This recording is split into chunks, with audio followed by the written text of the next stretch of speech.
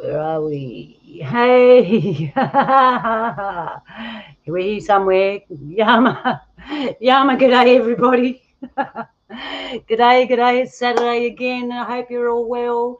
And here we are. We got the crew back again and we got some guests coming in if they turn up. So we're just going to have a bit of a yarn before we start. We've got some good stuff coming and I'd like to welcome Jules. G'day, Jules. As usual, welcome. Yama, how was your week? Grumble. Yay! Oh, shit. Grumble. Sounds like a normal week then. Here, and we got brother Donny. G'day, brother Donny. Yeah, my sister girl there. How you going? You had a week like that too, did you? Oh, yeah. Just, run around like a blue-ass fly, getting nowhere. Yeah, I had one of them weeks. Grumble. Yay, grumble. And I get the feeling we all kind of had a week like that. Yeah. Hey. And we'd like to welcome our other brother. Hey, g'day, John. How you doing, my brother? Hey, hello. Sorry, I just have a few technical difficulties. I'm just trying to get the sound right. Won't be a moment. Yeah, my brother. Hey, Yama. Yay. So, all right, we're all here now. Yeah, Gabba. Thank you. Good. Say g'day to everyone watching and in the chat room. G'day, King. G'day, Joe. G'day, Jules. G'day, Donny. G'day to you that's not in the chat room and listening. Give a shout out to Wookie this week, and I give a shout out to Ursula as usual. And anyone else watching, I'll give a shout out to my friend Tracy as well. So, all right. So we've got a bit of fun and games this week. I'm going to hitch you up with some questions, Uncle John and Uncle Donny.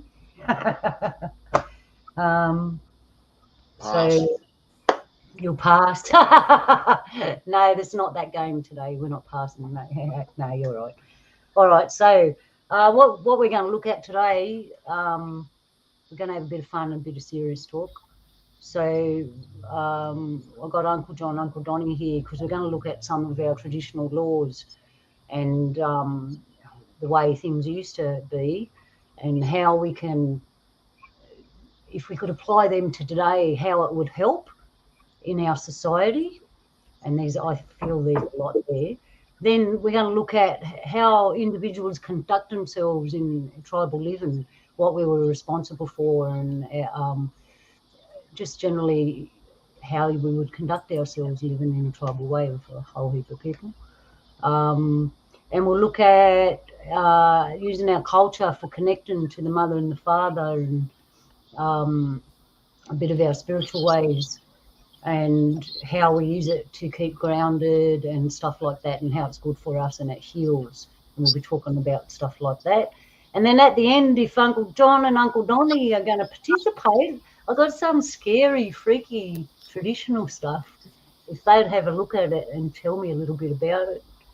And we can talk about things like the hairy man maybe, and some spirit stuff, what we have here, just to let you know what happens here, how we do it, how it's kind of different, and hopefully you can hear things that could help you in your daily lives, especially in the way the world is at the moment. That's really what I thought we could get out of this, is some old ways to help us with the new ways. So yeah, so all right, so let's chill out, relax, get into a nice yarn. I know it's early for Uncle John. It's early for me. I had one of them days I couldn't find anything today trying to get ready. I kept running back to Jules. I can't find this. This is missing. I just have to put up with everything. So I think I've got spirits in my house that are hiding things at the moment. You know, that happens sometimes. They hide things. It does. Yeah, you ever had anything missing in your house and you don't know where it is, and 10 minutes later or 10 days later it turns up, Jules? Have you had something like that? Yeah, it usually turns It's up the 6 house months elves. later. 6 months later. That happens here too, but it's usually the relatives come and visit and you don't know they've been here. Yeah. No, it's house gnomes. You know, I blame it on the house gnomes because I think I've bought more pizza cutters than anything, and I still don't have one. It always comes up missing. I don't. They just evaporate into thin air, or the house gnomes take it. What an item. Mine usually is teaspoons and tablespoons. House gnomes. Oh, yeah. See, I don't know where they go to. They just disappear. Talking they about know what's coming. They're taking silver. talking about pizza cutters, I've had pizzas disappear. What, the nephews? And my nephew's coming. I thought, where's my pizza? Well, visiting relatives ate it all.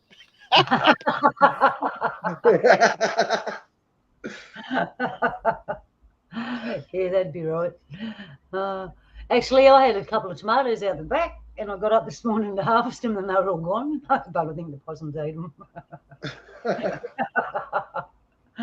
Oh yeah. No, that's garden. Yeah. I had a talk about missing things. I'll tell you, the most profound one I had these earrings, and they were long copper feathers with a turquoise stone at the top. And a brother of mine had just passed away a few weeks earlier, and I'm standing at the kitchen washing up, thinking about him.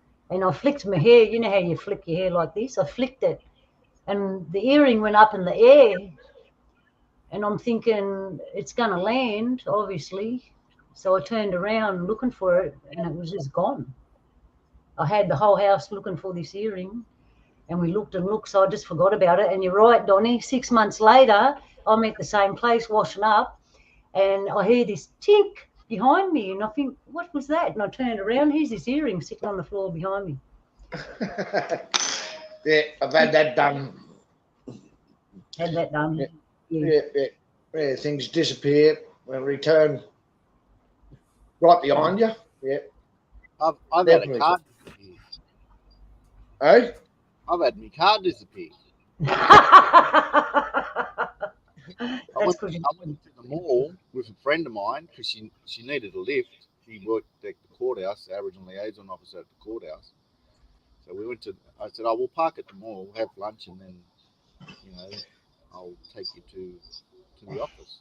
So we went and had lunch, and parked the car. And the car was full of a lot of stuff. I had didgeridoos, and I'd just done a cultural tour. So anyway, I parked the car and I thought, right, the car's here. So we had lunch and come back, and the car was gone.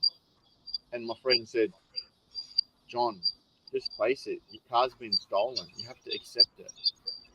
I said, no, I'm pretty sure the car's here. Let's keep on looking.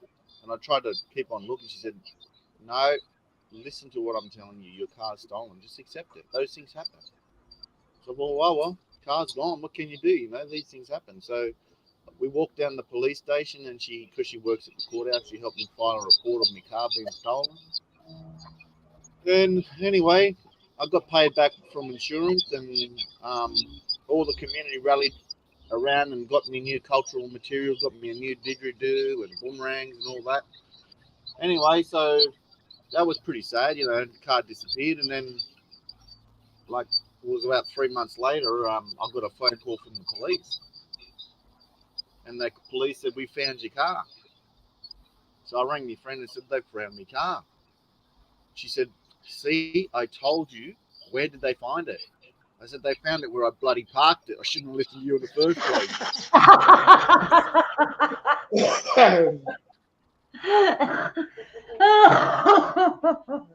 When I had to give the insurance back, which was much more than the worth from the car, but I shouldn't have listened to her in the first place. I should have listened to my intuition. Yeah, we should listen to our intuition more. So that's a good place to get this rolling. Like, why don't we listen to our intuition? Because in our old ways, even not just our mob here in Australia, no matter where you live, you had an old way of living. The intuition was a part of your daily life. The intuition saved your life half the time while you're walking through the bush or the rainforest or the forest. So I'm going to start hitting you fellas up with questions now. Why do you think today we don't listen to our intuition? Too much start modern technology. Yeah, and it's technology. I think a lot of us, a lot don't use their intuition because technology. They potentially seek out that validation from their peers. This can't be right. And the other one is They don't. It's that spark of individuality. That they belong to something they have to be part of. It's that peer bias. They want to. I mean, they have to have that validation. So then technology helps enable that validation, or so I think. Donny? Oh, I'm going on with Jules. I reckon it's a fair bit of peer pressure. Like, don't listen to your gut feeling. That's all BS there. Go away with you and all that. You know what I mean? Well, we should be listening to our gut feelings a lot more than we should. Yeah. It got a lot easier for me when I started listening to my instincts and listening to my gut. That old marble, yeah. Yeah. Uncle John? I think people don't have the faith in themselves. Their instinct is worthy enough to believe in. So they second guess it and decide to take a different direction or don't use that prompt of your intuition to double check on things. So your intuition will tell you something, you say, oh, I should double check that, or maybe I should do what my intuition is doing and just go that next level to ask some questions. But we don't. Like, don't go down that way. Oh, why shouldn't I go down that way? I should have a think. Why shouldn't I? Oh, you know what? I'll cross the road anyway. But we don't believe, or we don't see it's worthy enough. If we think, oh no, it's just my own mind playing tricks on me. But I think intuition is very useful, and sometimes intuition is guidance from the spiritual world. Yeah. You know? Sometimes it can be just your own fears playing, but you need the discernment to understand the difference. True. Yeah, and what in old ways, what would we do to help us learn that as we're growing up? What things would they teach us to learn to trust our intuition and listen to the right spirits? Would they just talk about it around the campfire and teach us just in general talk, or would there be certain things we'd do to learn those things? The old people way of learning and teaching is very different to today. So what happened? What the old system is not telling you something and saying this is how it is, and now I'm going to test you on the information I've just given you like a robot. So I've inputted some data into you as a human being, and now I'm going to test how well you've retained that data and can use that data. So no, we didn't do it that way. What we did was you invest in the human being to build them, create independent, sovereign human beings that are thinkers and can be reflective and critical, and then that like support them with the skills that help them have the discernment. So what they'll do is they'll talk to you about things, and then they'll send you out to do things. And then, for instance, like that photo there, you'll go on country, and they'll take you to a place that they know is safe, where they're taking a safe risk for you, and you can take a safe risk, and they'll go and tell you to do something. So they won't give you the answers and then give you the question. They'll give you the question, and then you got to find the answers, and then you got to challenge the question. So it's a different way of thinking and doing. So it's about building your sense of capacity and your ability for discernment as a doing, feeling, seeing, feeling, tasting, acting, living in the moment thing. And that's where that comes into play, because you're in the moment and something says to you, don't do this or do that, and you're at a crossroads. Do I listen or don't I listen? But sometimes that can make a big difference. It can save your life.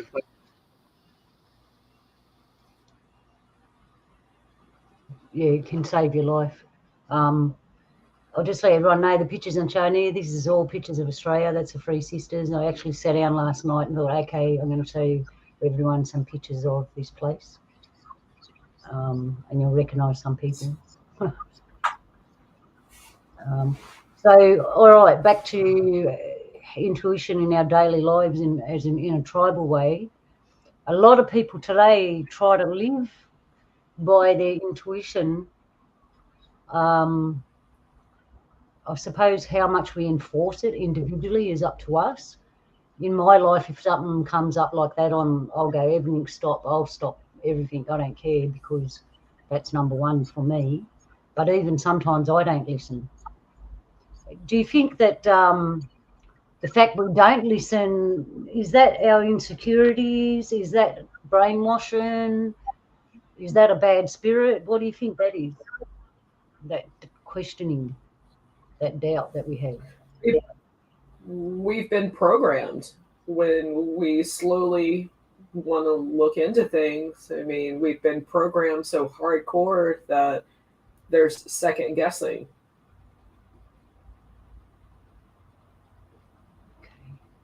I mean, that's kind of what I'm thinking. Yeah.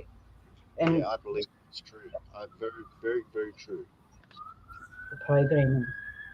Yeah, me too. The programming, our systemised programming. What actually it was, I think in my head, this is what's flashing past me. I'm seeing Harry Potter in my head, right? And I'm thinking, hang on a minute. They tell you all this stuff's not real, then they show you Harry Potter. Like, what the hell? That's a different version of it. They go. There's a lot of I don't know how true, because I haven't studied everything Harry Potter. I know of it, but I'm not by no means a super, I know everything. But some of the elements that are in Harry Potter are actual truth. Yeah.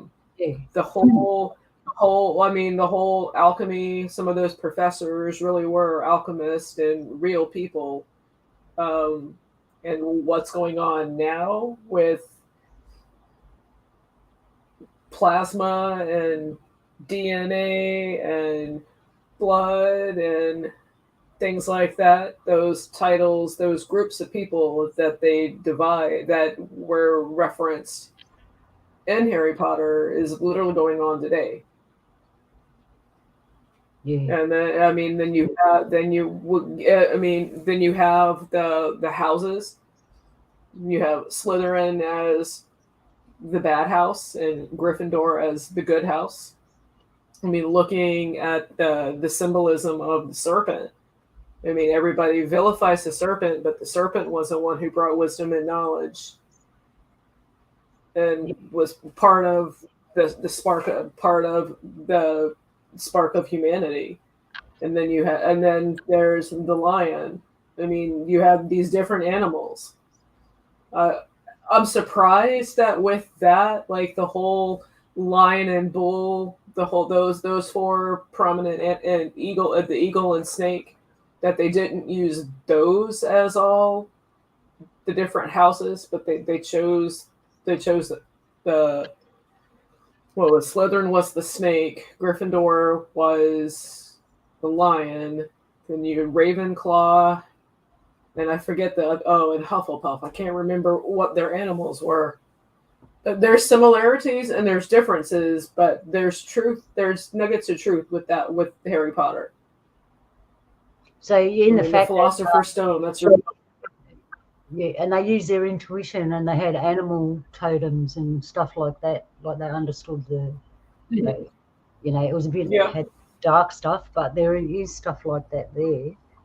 And talking about the snake and that, to you, Donny and John, how significant that is in our culture, the rainbow serpent and stuff like that. Mm-hmm. You want to comment on the similarities of that magical culture we have today and our actual culture, and the things they fear that we didn't fear, like snakes, because we don't fear them. We got the rainbow serpent. But we were taught to fear snakes. Yeah. Programming has taught us to fear snakes. Yeah, it's part of the programming. Yeah, Donny, did you want to say anything? Or? Not at the moment, brother. I'm just bloody contemplating on that. I know that for a fact that, the Western culture has taught us to fear the snake, but the rainbow serpent is the one who created this land. It's a bit confusing to me at the moment. Why one society says the snake is a bad thing, and one society says it's a good thing.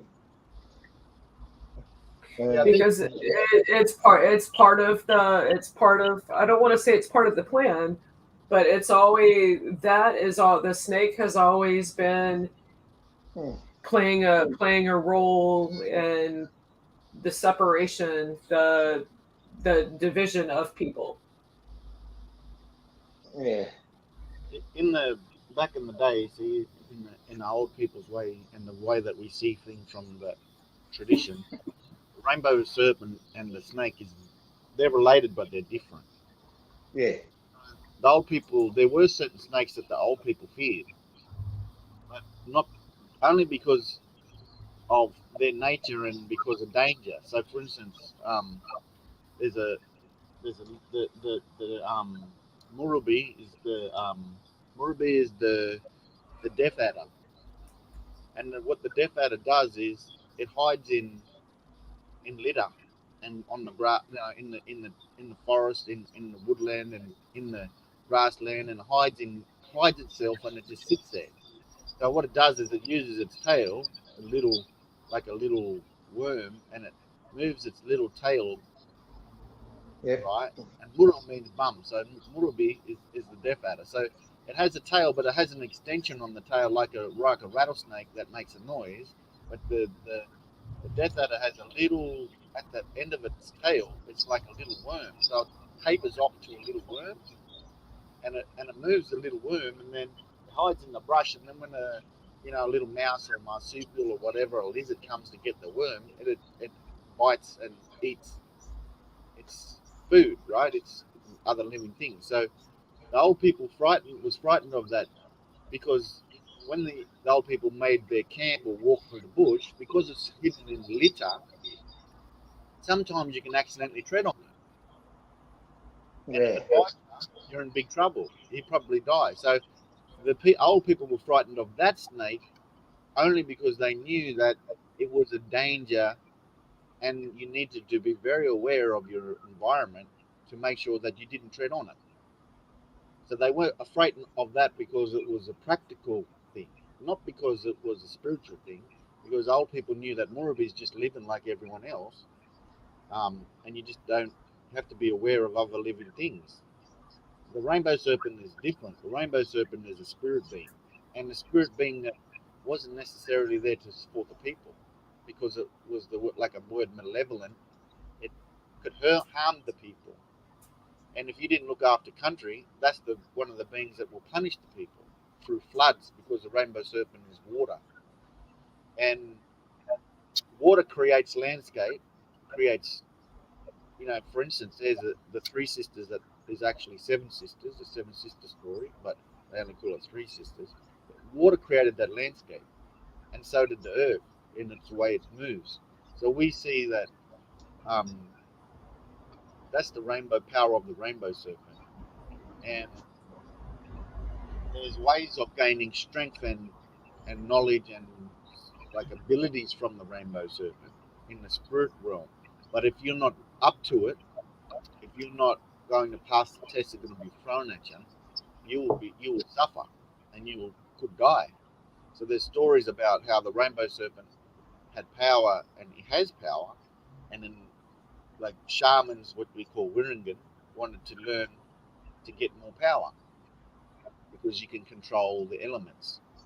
And those are the themes that you see in Harry Potter: being able to control elements, being able to shapeshift, being able to send messages like the Bush Telegraph, psychic messages. So the ideas that are in Harry Potter are all based on traditional worldviews from Indigenous peoples all around the world and traditional societies, no matter what culture, white, black, or brindle. So that's taken from a traditional worldview.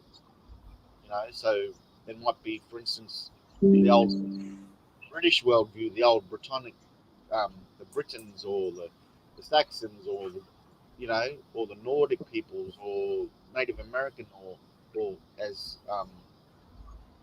Naysay says, the paleo peoples of the world. So that's where that knowledge comes from.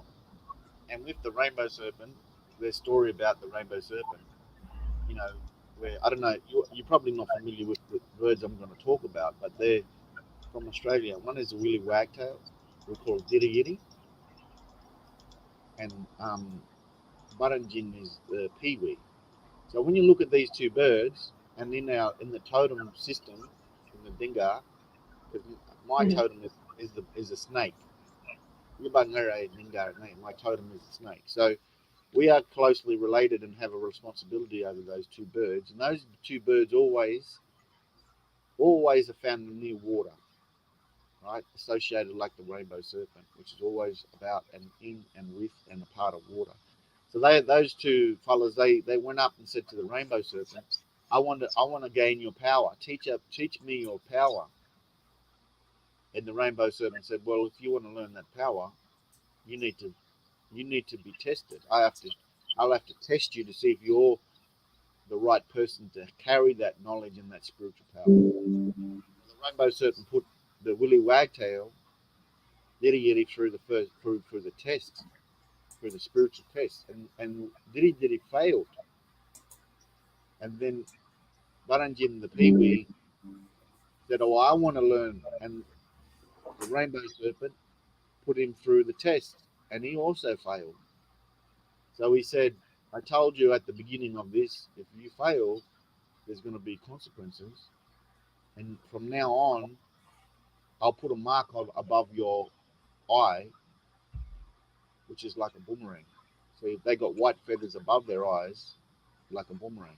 That's a mark of the rainbow serpent. And they are now the lookouts and the little spy birds for the rainbow serpent. So they're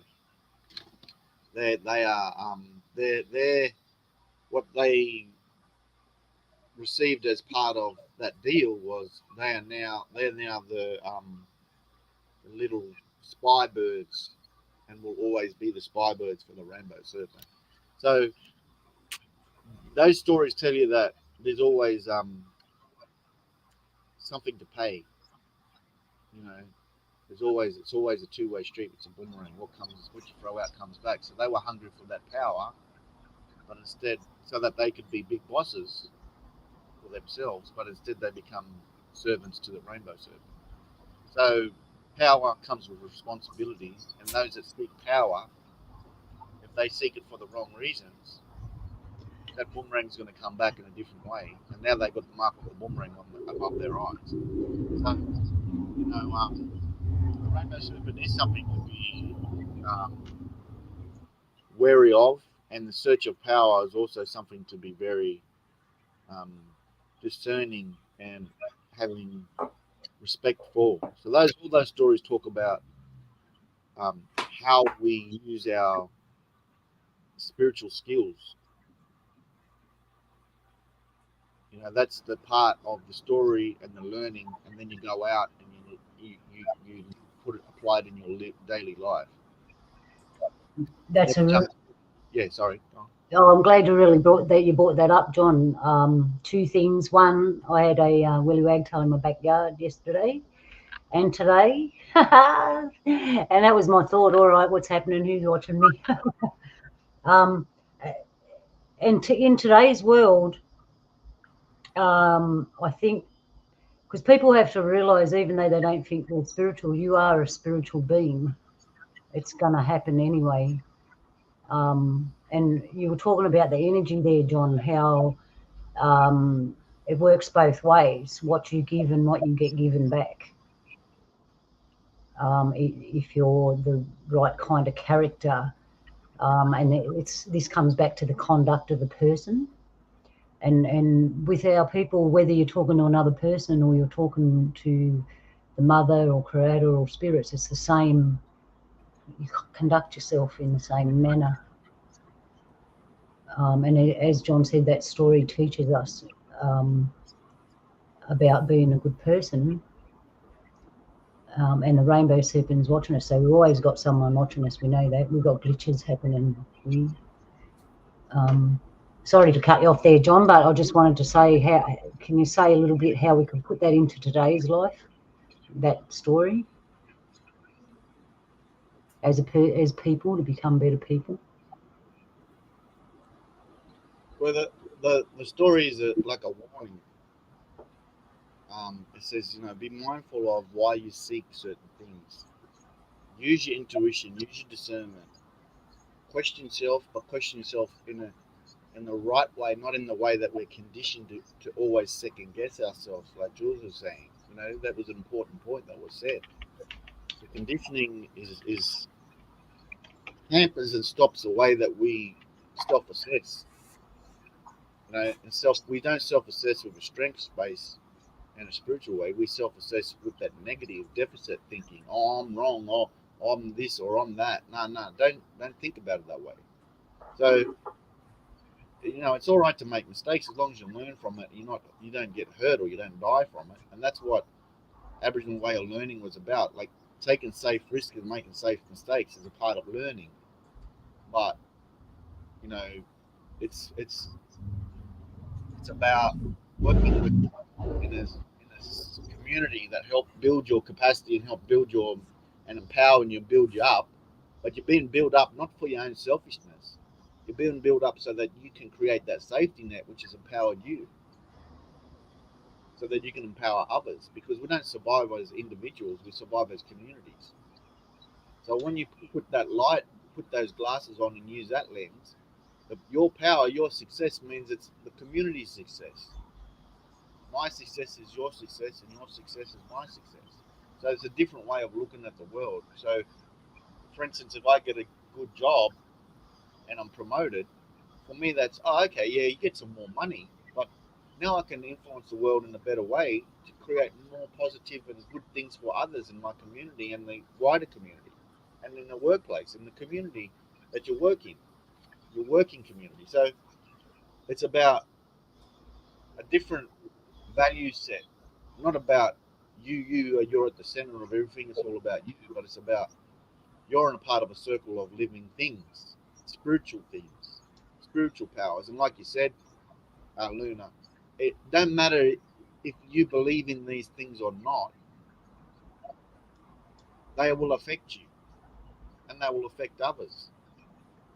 So be mindful of what you cast on things. So if you cast hateful, anger, bitterness, that's a real thing and it has repercussions. If you cast love, strength, forgiveness, okay, we all do make mistakes. We can redeem ourselves, even with the worst things. That crosses over to the teachings of Christianity and other beliefs. Use that light and that love, because that light and love is the power of the Creator and the great Creator's image in every one of us and in every living thing. So to discern how you use that, go back to that center of love and say, okay, okay, I want this, I want that, but why? Why? Self-assess in a critical, reflective way, but in a using strengths based, not the deficit. So you are taken from the center and put it in the circle. Listening to what you just said, John, how far away we are removed in society from that. The first thinking is us. So when I shine brighter, everyone shines brighter. In today's society, it's the opposite. When I shine brighter, we're going to step on you so I can get even brighter. And I think that's half the struggle our people have, is we can't even begin to assimilate into society having that thinking first. We've got to learn to be selfish. That's how it feels to me. Again, I mean, the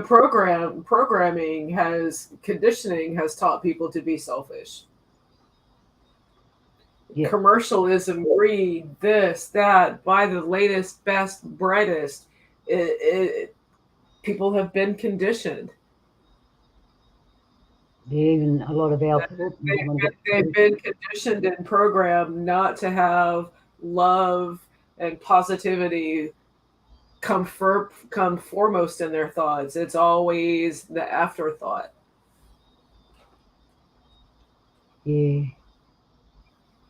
I remember once a friend of mine came into a lot of money and had a very, very lucky streak. And the first thing that came out of my mouth was, "Did you thank Creator?" And they turn around and they go, "What would I thank Creator for?" Man, I was shocked. I remember coming home stunned. And I actually didn't go near her for a while because it never dawned on me that people don't think that way. It was like, oh, okay. The gratitude, it wasn't gratitude. I don't think she was, I don't know if she was even grateful. I suppose she was happy because she had a lot of money. But who did she thank for it? I don't know. I never asked. But it shocked me because the first thing I do is go, "Thank you, Creator. Thank you, Mother."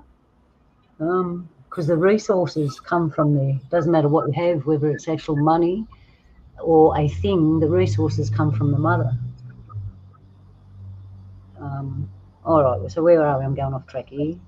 Yeah. All right. So we're talking about the how each person conduct themselves.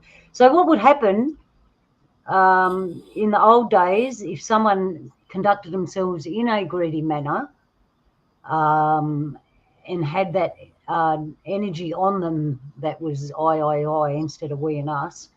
What would happen to a person like that in the old ways? Would they take them away, put them through an education process? What kind of thing would happen to them? This is for you, Donny and John. What would happen to a person in old way if they were misconducted themselves, either being disrespectful, greedy, or wanting of another person's stuff and stuff like that? How would they be guided, punished, whatever? What would happen?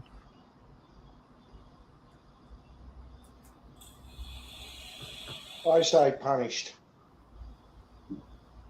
and taught a lesson. That's the way I was taught. If you're too greedy, you'd be punished for it. And you'd be taught a lesson for it too. That's the way I was taught. Never be too greedy. Yeah, that's the best thought I keep with all the time. Yeah. John? Yeah, exactly what Donny said, and that's what them stories tell you about. You see, that people say, "Oh, they're just fairy tales," but you can judge them whatever way you want, but they convey lessons of values and morals. So that's what you're brought up on, is being taught about what is appropriate and what is not appropriate, and there's reasons why that is the case, and the reason why we're telling you this, the reason why you should be asking these questions. Why is it that the greed of one person should make all others around them suffer or detract from their ability to live? Why not have a Well, system where, we're all suffering from greed.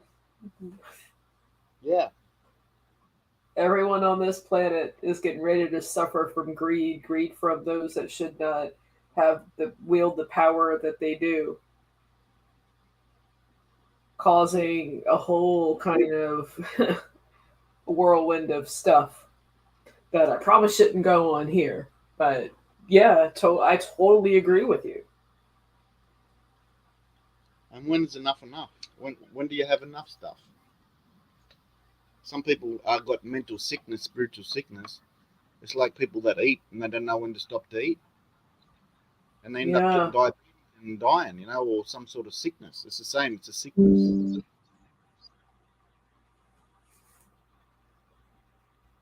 I was going to ask you that, Johnny. Is that a spirit, or is it a dark spirit that come upon them, wanting, like making them greedy, or is it just an inherent nature of human beings, and that's why we have such strict laws tribally to keep that wild energy under control?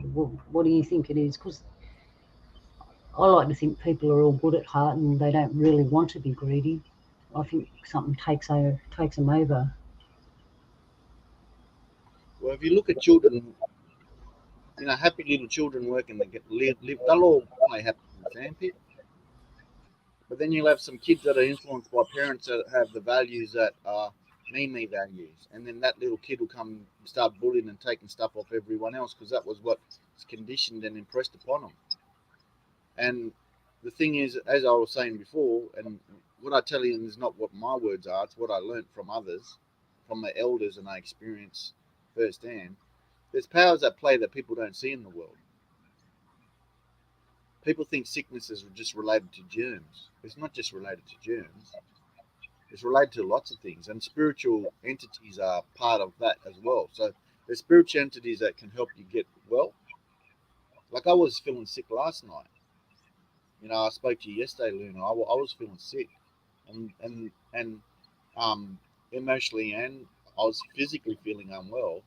And last night I had spirits come to me, and today I woke up and I knew what they were doing, and I woke up and I felt well.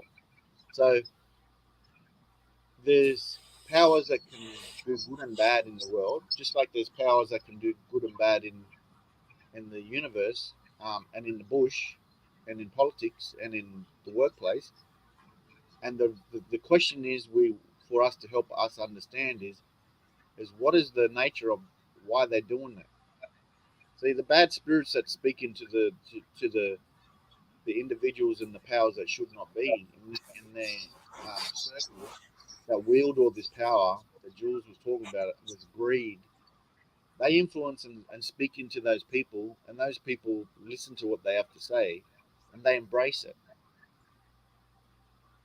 I've had that bad spirits and when I've been angry, those spirits speak into my ear, go smash him, go punch him in the face, go and stab him, go and belt him, go and run him over, go push your car into him. The road rager next to me. Oh, why don't you? I should drive into him, and like those bad things in your ear saying doing all these evil things, or you listen to the good things and say, that person's sicker than that person's got a lot of sickness. Just ignore them and keep in the light. Use the shield as your light. And you hear those voices in Christianity, like Jesus says, use the love and light as your shield in your existence. So you can listen to the bad things or listen to the good things. And unfortunately, most people, as you said, Luna, are pretty good people. Most people are happy-go-lucky. They're just happy to live. But it's the powers that should not be that are the ones that take advantage of that goodness. And they're criminal. They act in criminal behavior in politics, in governments, in corporations. They act criminally and opportunistically, and they act in a way which manipulates and is covert and is cheating. And that's why they say rich, because they've used a system which is about pretty much, control. goodness. This entire system is designed for control. Yeah. And for instance, the Western democratic system, like Western democratic system has nurtured the most festering, dirty, filthy darkness, because it's supposed to promote democratic, liberal, human rights, but it's actually been the nurturing ground to fester evil, because the evil ones use it and manipulate it as an opportunity. Exactly. It was John Dee back in the day wrote that this would be under was Sir Francis Bacon who was credited with it, but it was John Dee who likely wrote it, The New Atlantis, and they knew about America long before it was discovered over here. And when they founded it, they just particularly right. They had the right location. They had all of the symbolism from old world, even ancient, even Rome with the Falci and the buildings and Mithra and all these other ancient symbols that were associated with control and ruling empires. There's a lot of Rome on Capitol Hill. Rome has always been in control. They've been kind of behind the scenes running things. America was set up to mislead everybody, thinking this is the melting pot. It had appeal. It brought people here, but we're all just like our brothers and sisters across the world. We were made it seem like it's so good, and then everybody's eyes are over here, and then when control is overexerted, things break down, the rest of the world is going to be looking over here, and once we're gone, our big brothers will be moving in with more control and surveillance and passports and IDs and all sorts of stuff. I don't mean to be doom and gloom. No, I was going to ask today's, or I'll just say it straight out, right? After the last couple of years, what we've been through, I've seen an escalation in the dark things. Don was saying how they whisper in your ear and stuff, that's escalated. Even the brightest persons have trouble with it. Have you noticed the same kind of thing? I feel it's due to certain factors, and I have my suspicions why it's escalated, and there's more of it. Sorry, Jules, what were you going to say? No, I was going to say that I'm listening to everybody yarn tonight, and it's just reminded me of that constant duality that's there, because you can't have light without dark or love without hate. There's always something with it. I mean, and for using discernment and everything, I can weigh out both the odds, but it's that overall intuition and that subconscious and your higher power that's going to lead you to the choice you make.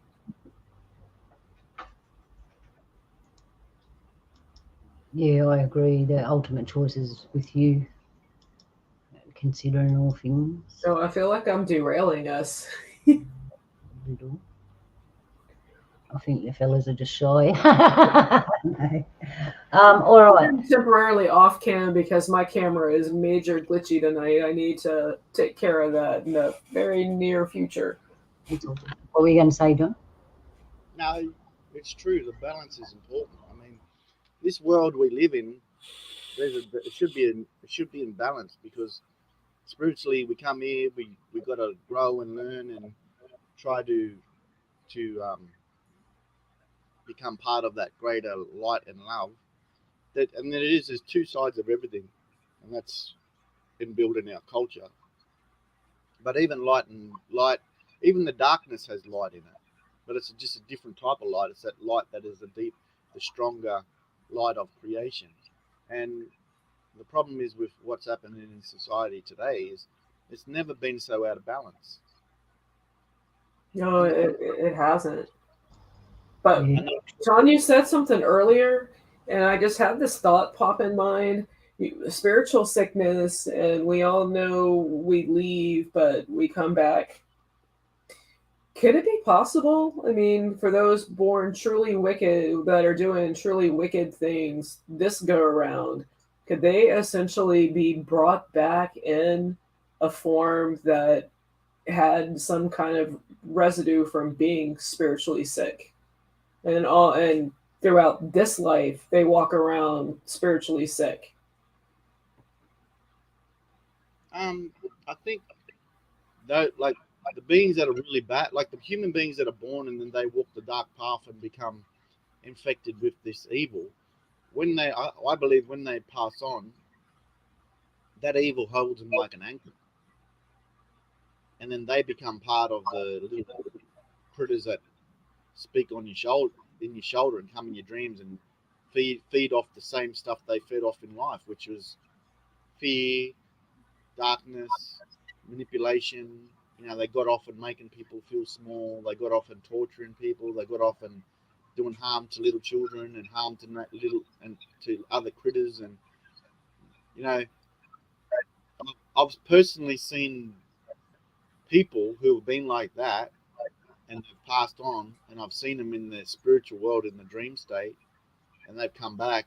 Even when I was awake, and I seen them, in the evening, and which is the evening was the time of the spirit. So, I seen them, and it was like a wraith. It was like in Lord of the Rings, a ring wraith. Like a lot of these movies reflect realities that they've taken from spiritual knowledge from different cultures, and that is what I see. And that's people. Children are born with light in them. So they've been processed to bring them back, and they've got light in them. It's what they do from that time on is what changes the balance. And this world is out of balance, and the powers that should not be are causing a lot of disruption, and that's going to be addressed spiritually. In the background, people aren't going to realize why and how things are happening. Like when somebody wins money. Instead of understanding why they've won money or trying to reflect on why they won money and being thankful for it and understanding what it's for, they just look after themselves. But then when their times are bad and they're really suffering, they reach out and say, God, can you please help me? Like even in our personal relationships with other human beings, you don't go and ask them for money. Don't thank them. And then when you're suffering and go, oh, can I have money? It's like, why would I give you money?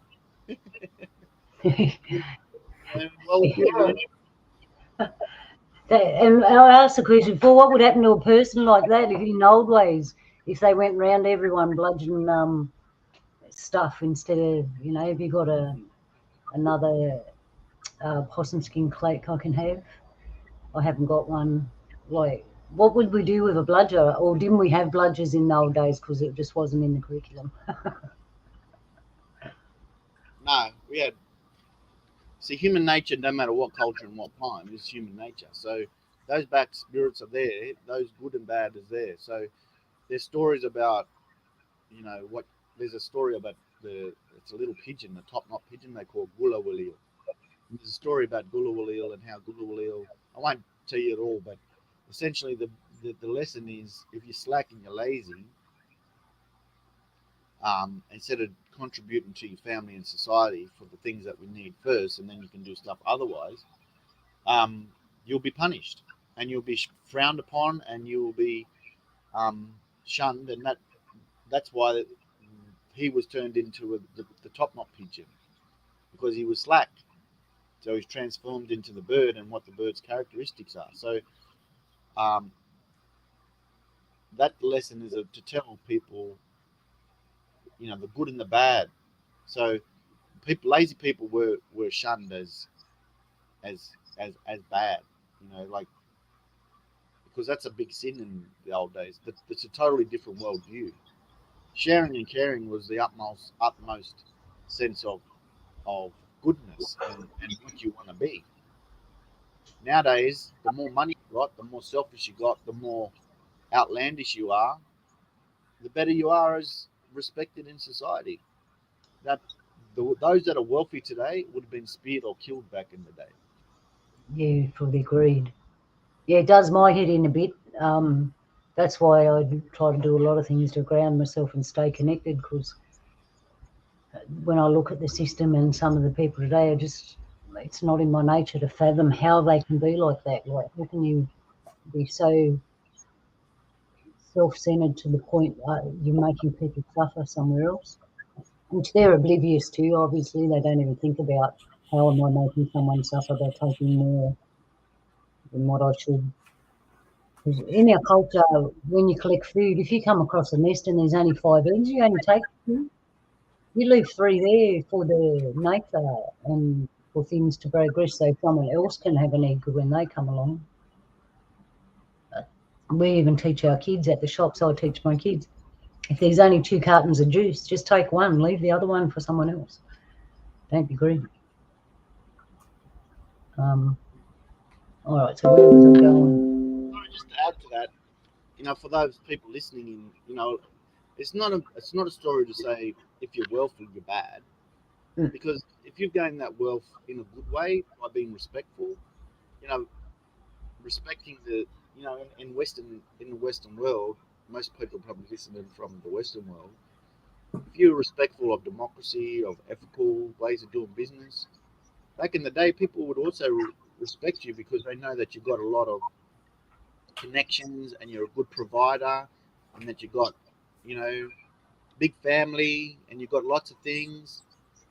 Well, if you've done it in a good way, you also respect it, you know, because you also share in your success as other people's success. But if you do it in a selfish way, and you do it in an underhanded way, and you do it in a way that is wrong, or, you know, in a shadowy way, and you're selfish, that's what's seen as bad. So if you work hard and you do the right thing by your community and by yourself, especially by yourself, honors and respect your heart and spirit, you're put on a pedestal. So look, this fella worked hard, or this woman done the right thing.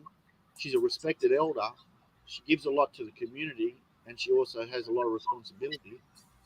And she's got nice possum skin clothes. She's got a lot of family that feed her and help her because she gave out, and that's the boomerang coming back. You know, so it's a balance in all things.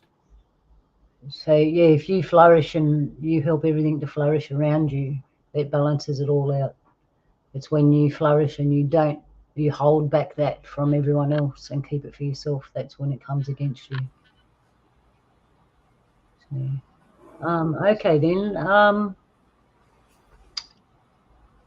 Let's talk. All right, before I go on, is there anything else any more points that you want to make about what we've talked about so far, Donny, John, Jules? No, I'm enjoying the conversation. It's been soothing, believe it or not. No, I mean, I really haven't had an opportunity to catch up with John, and I'm sitting here listening to John, and it's like, he is so my brother. We are on the same page. So, again, Luna, thanks for the invitation. Anytime, John. You're part of the show. What are you talking about? All right, we'll go more into grounding and spiritual stuff, and I've got some freaky stuff I want to share with you. And I also want to talk about, after that, I've got some fish traps that I found, some pictures for the fellas to talk about. But before we go on, Donny and John, what kind of all the traditional laws that you know of, which ones do you think we could really use today?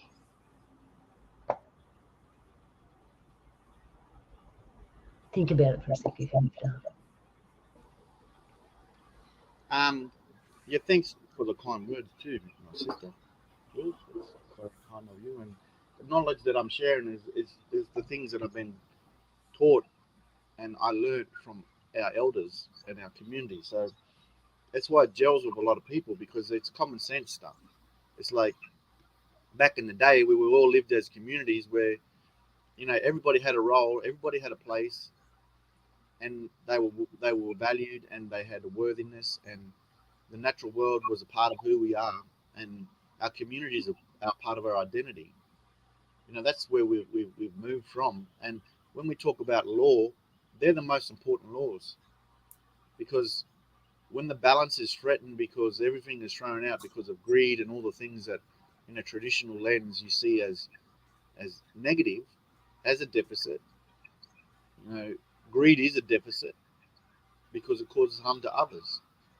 And the most positive things, values, are about sharing, care, and respect.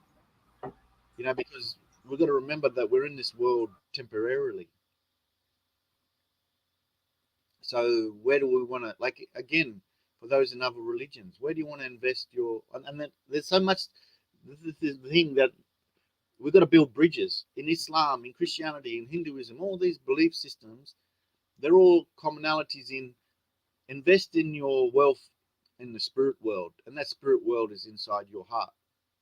So they're the things that are so important. They're the traditional laws that are really important, because those traditional laws reflect the inside and the outside, within your heart and your spirit, and externally amongst your community and the natural world and the spirit world.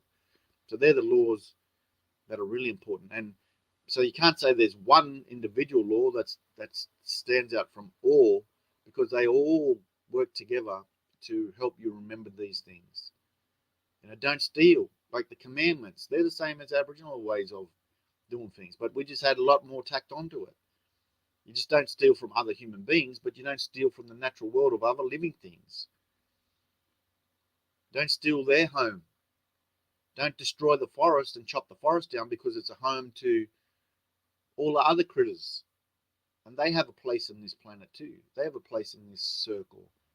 So it's about being in balance, coming back to the balance. Actually, that's one law I'd like to bring back, are the laws against the crimes against nature. I think that would be a really good place to start, and start putting our giving and sharing in that place, and then upon each other. Because, you know, every time a human being kills an animal, we have to answer for that. And I've had a lot of people come up to me in my lifetime going, why do humans suffer? Why is there war? Why is there this? Well, basically, there's one area that we've never stopped hurting, and that's in the nature area. We've never stopped ripping down the trees and removing the homes, like John said, of these animals. And they're our brothers and sisters too. They just look different. We've never stopped doing that, never stopped killing them for our greed. And if you look back in history, things like the elephant's tusks and rare animals things, and that it was prized possessions of the wealthy, and just hunting was something that they do for pleasure with no respect or no need for the actual thing they're hunting for. There's a lot to answer for as humans, what we've done to nature. And if we want to stop everything, that's a good place to start, I think, personally, is to start being kind to nature, stop raping the land and overfishing and all this. We've got to stop. And that's one law that I'd love to come back. Personally, that's my rant. Only it's kind of because they were here first. And we have a law about that, Don and Johnny, about who, if someone was there first and then someone came to the campground or something, there's laws around that too, isn't there? Yeah, that's your country. I mean, there's cultural protocols and all that. And the thing is, our people ate the meat. We killed living things, and other living things kill other living things. So that's a natural law. But there's a balance in the natural law as well, and there's intent.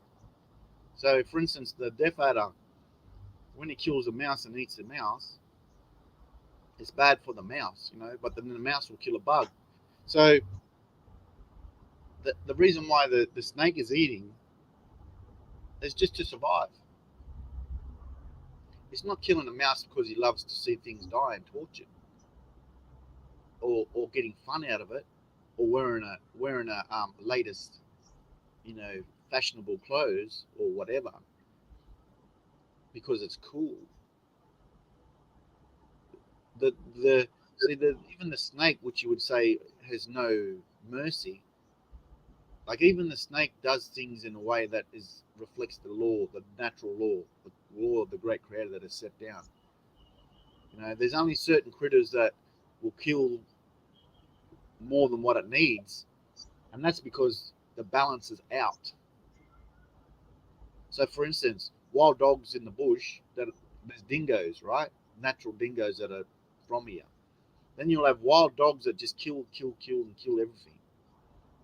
But when there's dingoes and there's a balance put back, like that behavior won't go on. You know what I mean? So even in the natural world, things are set and things can be out of balance. Yeah. So it's about having that balance and only taking what you need for your existence to live happy in balance is a natural law. And think about this. I know this is a fact. So if you go and eat meat that's been killed in a way that harbors harm and hurt and terror in that living thing, that residual energy is within the meat when you eat it.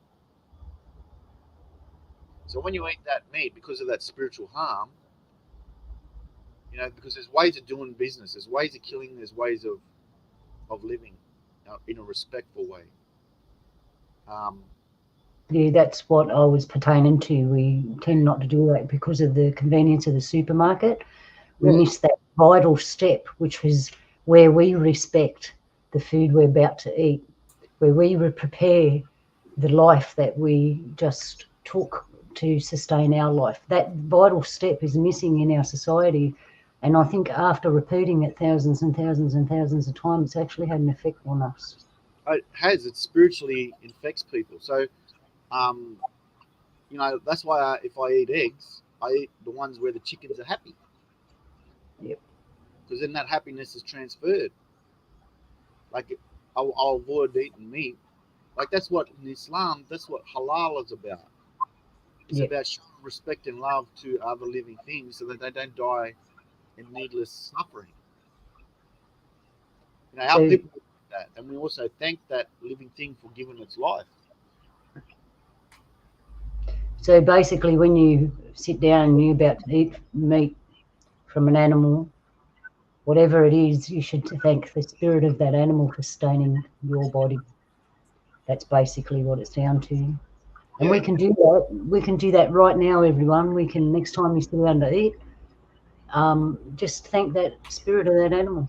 And these days we have to say sorry about your suffering, because they're not brought up like in the old days where we're kind to animals and they run free on the earth. They're actually confined.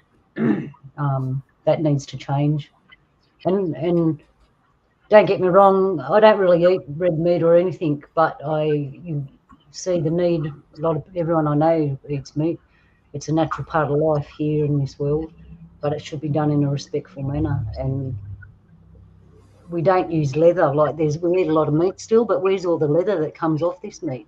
Why aren't we using that? Like everything's plastic mostly. I see, just if we adjust things a little bit, just a little bit in those ways, we don't have to move far from where we are. We don't have to be so uncomfortable. We just need to adjust it to rebalance the respect to each other and nature. While we're on that subject, a lot of people want to know about grounding ourselves with the mother, how we connect with the mother and how it centers our spirit and keeps us sane to deal with this world. I don't know about you fellas. I'm going to ask you individually. For me, how can I put this? Is there set? All right, I'll ask John first. Traditionally, are there set ways and ceremonies that we did to ground ourselves? One, and the second one is how do we do it in a modern day society as individuals? So I think the grounding started when you learnt your relations, how your kinship works. So, as I said before, my totem is that snake. And when I told you the story about the Willy Wagtail and the Burrins and the Pee-wee, I have a cultural authority to tell them because they're on the kinship system related to it. Well, I have responsibility for them. So when you have a totem, and Dordem is in Nishnabemawen, so that comes from Turtle Island. That's, they would say that's in Ojibwe and Odawa and those languages, Nishnabé languages. So Dordem in the English language comes from them. And it's about having a totem in a clan. Because when you have a totem in the clan, like my snake, that snake is my relation. And everything that lives with that snake in that ecosystem is connected to that snake is my responsibility. They also have my family. So you've got furry, scaly, feathered, them tribes, they all related to us. So the grounding starts with the first thing to understand the Uranus system of kinship, not just with human beings. And that the respects and rights also apply to them, because their well-being and for them to thrive means you thrive and our communities thrive. So understanding that all the systems around the world had that. Okay, we had clans and all that sort of stuff, and we were related to, other living things. So how do we apply that today in a sense of we're grounded to understand that we are in a circle of life? Well, as in biology, when you look at the food web and the web of life and all that sort of stuff, even from a scientific perspective, you learn that at school. So it's just taking that knowledge, which is just transformed into, for instance, science base, but it's still in our traditional base, traditional ecological knowledge. Find a connection in your family history where once you were, might be, for instance, Clan McGregor, Scottish clan, the Irish clans, the German clans, the Nordic different mobs around the world, even Chinese people, even every kind of people all around the world had a system traditionally, although in communist China that's atheist, but back in the day, everybody had a spiritual connection to other living things. So it's about trying to look at that and understand that the common thread tying all that together is the dragon.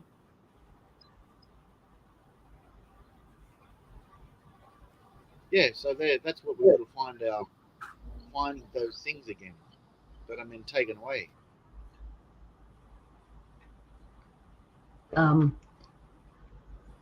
Okay, yeah, so connecting with nature again, see, it's a very key component.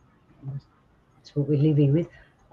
Me personally, I tell people go out, put your feet on the ground, no shoes, put your hands on the ground as well. For starters, if you're a starter, first time connecting to the mother, put both your hands and feet on the ground flat and feel your heart and connect your heart to the ground and the sky and feel and listen to everything in nature all at once if you can. And that's a good start. You'll feel the energy come into you. You'll feel happy straight away. You'll feel like you belong somewhere straight away. It's a good way to start, just sit in nature. It's not hard. People think grounding and connecting is this magical, mysterious thing. It isn't. It is so natural to us. It's so easy that we overlook it because it's so simple. And there's something in our culture, simplicity. So, Donny, I'll throw you because we haven't heard much from you, Donny. I know. Yeah. Well, basically, you and John have basically said what I was going to say. But the only thing I like, if I was to personally ground myself, I really don't need to go up bush because all this country is connected. You just have to go outside and rub your feet in the dirt, rub your hands in the dirt, and you're connecting with Mother. Like you don't have to go to a special place to go and do this. You can do it in your backyard if you wanted to. But mostly 9 times out of 10, I usually go up bush, and I do it up there. But like this morning, I connected myself by rubbing my feet in the dirt this morning, and connect with Mother. That's how I do my ways. But like I said, you bet me to the punch. Both of you. Sorry. See, common knowledge between us, Mob. Yeah. So, because we know we're going to get more into John and Donny here. We know, Donny, that the work that you do is walking on the land and looking for artifacts, and John's done that job as well in the past. I kind of envious because I know that every time you would have went to work, you'd be out there connecting and communing, regardless of the people. You had that luxury in that job to be able to do that, whereas a lot of other jobs are far removed from nature. So I'll ask you both, because you've both done the same job. You're still currently doing that job, Donny, but John, did you feel happy getting out there every day on the land, or was that job different for you when you were doing, what's it called? Well, science work. Yeah, as Donny knows, like as Donny said, getting on the country is important. I mean, where we're sitting now used to be bush once too. Right in your living room used to be bush. So you can go out the back and, you can go down the park around your community, and there's plenty you can do just to connect because, Donny had said it well. And with the jobs that we did, there's the factor that, as Jules has said, we're all conditioned. And because we work in sites management and sites, cultural sites, and the natural world, like you've got departments of heritage and national parks and all these mob over you. So for me, the hard part, and I know it's the same for Donny, is they'll expect you to go anywhere. But for us, we don't see the bushes just as a wilderness that is like blank and just a big green thing. Like we see that, or desert, or there's many different colors in the bush, but for different ecosystems and that. But we see that as like people would see the urban area. That's someone's house. That's someone's church. That's someone's park. So when they say to me, "Oh, you got to go look for sites in this area," it's like, well, hold on. you might be sending me to go to a woman's site or a sacred site or this or that, but they don't think that way, you see. Yeah, that's right. Yeah, I learnt my lesson really bad that when I went to a woman's site. I still regret going there. But you are right, John. Because they just think it's just, like you said, wilderness. They don't know the special meanings to it. Incoming subspace signal. Sorry about that. We gave an incoming subspace signal from the outer atmosphere. They drop in every Saturday, and I think they're just telling us it's all good. Yeah, we've ranted before how I feel about people that work getting sent to places they shouldn't be because they get sick. They don't care. So how upside down our societies are. So while I got you two fellas talking, I found some pictures of some fish traps, and I want you to just both talk to each other about them, and we'll listen, because I found them exciting. I don't know about anyone else. I'm going to add them to the screen now. So That's how to breathe, isn't it? oh, look, here we go. I'm just going to shut up here now, and John and Donny are going to talk about these fish traps that I'm going to put up here, what they are, what we did, and there's a picture of me and Donny at the end standing near his local fish trap. So I'm going to be quiet now. So where you reckon that place is, Donny? I'm pretty sure that's Brewarrina, isn't it? I don't know. It is. Yeah, I'm pretty. What do you reckon, John? Yeah, that's the Bree fish trap. Yeah, I thought it was. Yeah, man-made structures in the world. That system of fish traps on the river has been feeding people for 45,000 years or longer. And there's a big lore stories of that place and how those system of fish traps are used, and how that system of fish traps manages hydrology and manages wildlife stocks and creates ecosystems for little critters and birds. So that's a big place and a big important place, and there's big stories behind that. Yeah. I never ever actually learnt the stories about it, but I've heard a lot of people talk about it. Yeah, that's a pretty old photo, isn't it, Luna? Yeah, black and white one, bro. Yeah. I got some more. Hang on.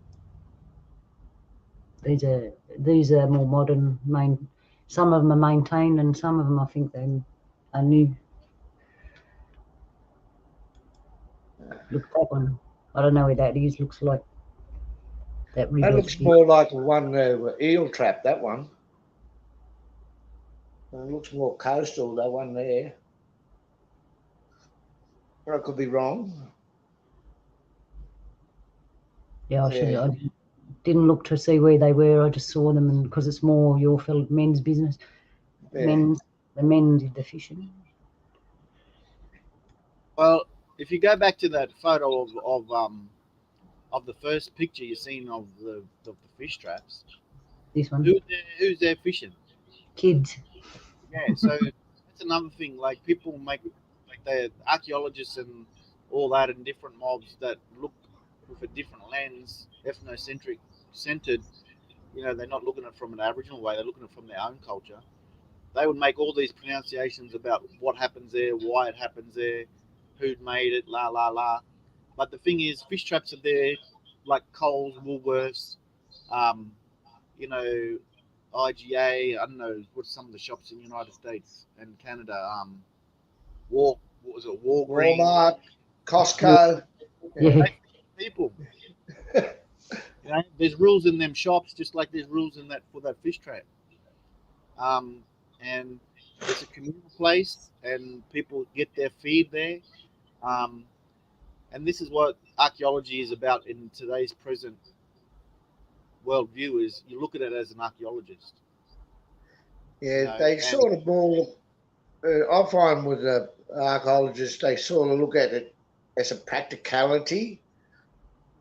They skip that spirituality out of it, John. Have you ever noticed that when you were doing size work? It's more Well, of the part. archaeology says that it's a science. It claims it as a science, and science has no spirituality. Science has absent spirituality, nothing. Yeah, yeah. Well, I find that it sort of burrs me up a bit when you're trying to explain something to them, and you get really frustrated. And that's the only reason that I've sort of backed off from doing size work a fair bit.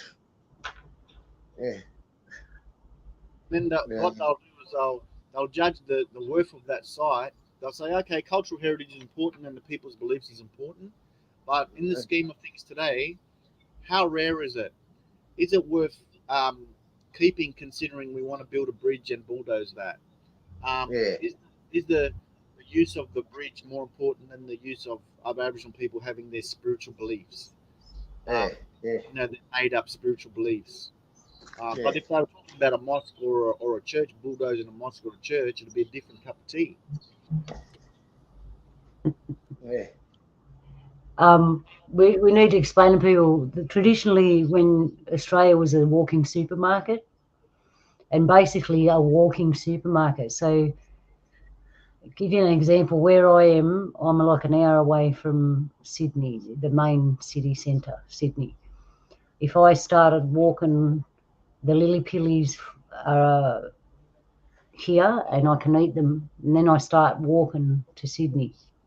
By the time I get to Sydney and along the way, the lily pillies will be ready at every step of the way I go. So it's a walking supermarket. Everything else that I'd need as far as food goes, like the fish traps, I'll stop by the river. I'll go to the fish trap and get myself a fish, and then walk around the land and get myself some fruit and veggies. Sorry about the bikes in the background there. It's the weekend. So it was literally a walking supermarket. We even had our medical department where if you cut yourself or you were sick, you just go and walk around and find what you needed. And in return, it was abundance. We made sure that the planting was up and that we did farm, but not like you think it is. So John and Donny, sorry for interrupting, but can you kind of explain more about our walking supermarket that we had once? Well, basically, what you're saying is correct, Luna, because I've noticed the old walking tracks along around this area here. There's a variety of bush tucker right along it that you can eat. Some of the bush tucker comes on at certain times of the year, so you can, when you're walking, you have a variety and things like that. I found around this area. Yeah. What about you, John? Yeah, that's right. All them things you're saying is 100% right. And again, it's a different way of looking at the world. So when you look at, for instance, food production, the closest thing we have is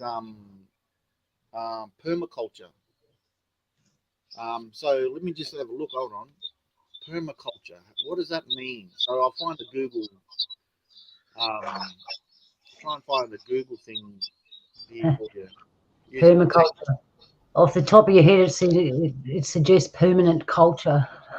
Like English words, man, they got a V on them. They can double meaning. What does it really mean? Like sustainability, permaculture.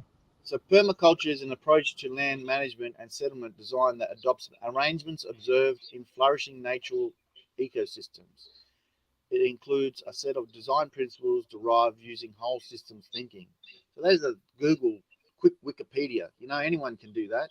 So the key part in that little description is arrangements observed in flourishing ecosystems. So what we're using is a natural law. Nobody really has a proper term for the way we manage land because it was so different that nowhere in the world is a similar way of doing business. So what we did was essentially the whole landscape is one big Walmart. So everything that you need is right there. And we manage the land for that. But we also manage the land not just for ourselves, because remember, we see ourselves in kinship with all other living things. So it's a cross between permaculture, with the definition I just gave you. But here, this is another one for you to think about. I think in Schnabemawin, I was taught by my brothers and sisters' family in Turtle Island. A mick is the name for the beaver. Okay, and the beaver, as people, is ecologists and biologists will know, is a keystone species. So that means it has a specific role in managing the balance of the ecosystem. And a mick, because he's not from my country, he's from North America, from Turtle Island. So those critters, they create, ecosystems for different types of birds and animals and plants, because they have a job of cutting down trees with their big teeth, and they dam creeks, and they make all this beautiful hydrological diversity in ecosystems. They are keystone species. So when that mick is gone, all those other living things are impacted. Human beings are the same. We had a role in the natural world. In Australia, in this continent, whatever you want to call it, because there's many, many nations in our country, we had a role as the balance keepers. So we made sure that the land was burnt in a system of fire stick farming and cool burns that protected the environment from dangerous, destructive, hot wildfires that destroys everything in its path. So we were the ones that kept the balance. And using fire and using permaculture, the whole landscape was one big farm. It's like, in places where you have the Amish in the United States, the Amish farm in their old traditional way. And there's different type of Amish cultures and communities, and they'll do things old school. That's how we did business. We did things old school, because we had a social technology and ecological technology, not a physical technology. We didn't need an air conditioner. We didn't need a car. We didn't even need the wheel and apply it in the same way as others have applied it in other different parts of the world. And that's how we managed the land. That's how we looked after the land. And that's what fed us and sustained us and maintained our culture as the oldest living cultures on the planet for 65,000 years. So you can't be living for that long in a sustainable way and not know something good. I'll leave that with you. Yeah, that's a good one. All right, so where we at? Oh, before we move on to some spooky pictures I got and some stories, song lines. Now, most mobs know about, people in the world know about ley lines, but they don't know about song lines. Without giving too much away, you want to, fellas, Donny, you want to comment on that, John? What song lines are and why they're different to ley lines? When I was a young fella, I asked an elder, and I actually got an answer, would you believe? Because they usually give you a question, but he said to me, I said, what is a song line? And he said, do you want to make a telephone call? That's all he said. I was basically thinking what he was trying to explain is it's sort of like a connection with Mother, with Creator. That's the best example I can give you at the moment. Yeah. Yeah. Yeah, that's about the best I can give to you. It's like It's like a connection with the land. John?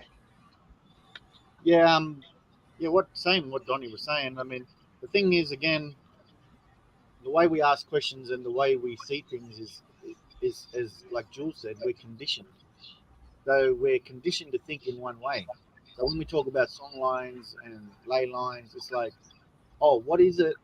And you reduce it to the most smallest part, which is what science does. It's reductionist, right? And if you can't measure it, it doesn't exist. That's science.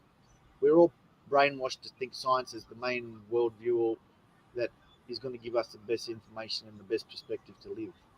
So what's a song line and what's a ley line? Well, they're all the same, but they're seen from different ways. So yeah, they're also, you can yarn. They got the lines of power, just like a power line, like your connection to your phone, so you can communicate. Like your internet connection right now, you've got a line that's connecting you to wireless or another line that connects you to an electrical grid that connects you into this system. But if you just looked at it that, you just say, oh yeah, it just helps me communicate. But did you forget that there's an electrical system of pulses of electricity that is connected to that system that makes it work? And the electricity is created at a power station. So that's what I'm trying to communicate is there's so many things connected just to your computer where you say, oh, what do you use your computer for?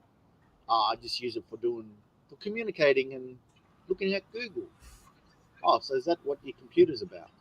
It's like saying, what is a song line about? Oh, it's just a thing for communication. But so there's so many things that it's about, but it's hard to explain to people because everybody's expecting an answer that you get in the science room, in the science class.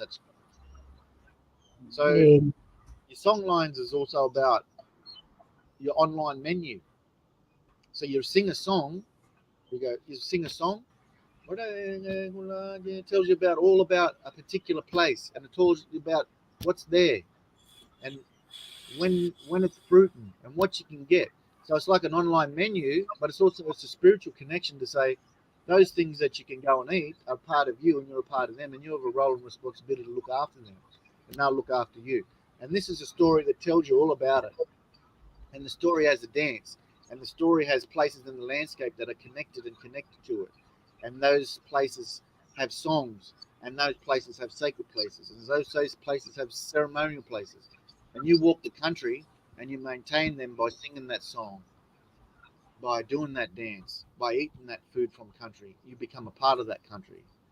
And in science, when you consume something that is metabolized in your system, and those elements become a part of you as a human being, and that comes from country, so you're connected to country. So all these things relate to what a song line is, so you can sing country, you can walk country along them song lines, you can have the power of that energy in that landscape. They're all a part of a song line, but we just get in English way, we just give it a name, say it's a song line. But in an Aboriginal way, you say a cultural term which reflects your language, reflects your culture. That'll help that person understand what it means because they grow up in that culture. You know what I mean? So you go to, for instance, go to a country that doesn't have Wi-Fi, and then you explain to someone what Wi-Fi is.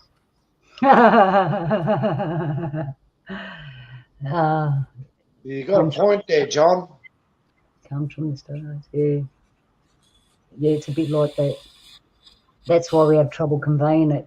That's why we say you got to walk with us to understand these things. You actually got to spend time experiencing it and living it and breathing it and touching it to totally understand it. Walk with us. All right, I've got some slides here. I need to go Jilua, so I'm going to throw you some pictures. That's just a painting. I did have a question about this painting. The lines around the head, do they mean light and energy like other paintings, or are they something different? Well, the first thing is like this comes into the culture again. Like it's a good example to help people to learn. I haven't got the cultural authority to talk about that.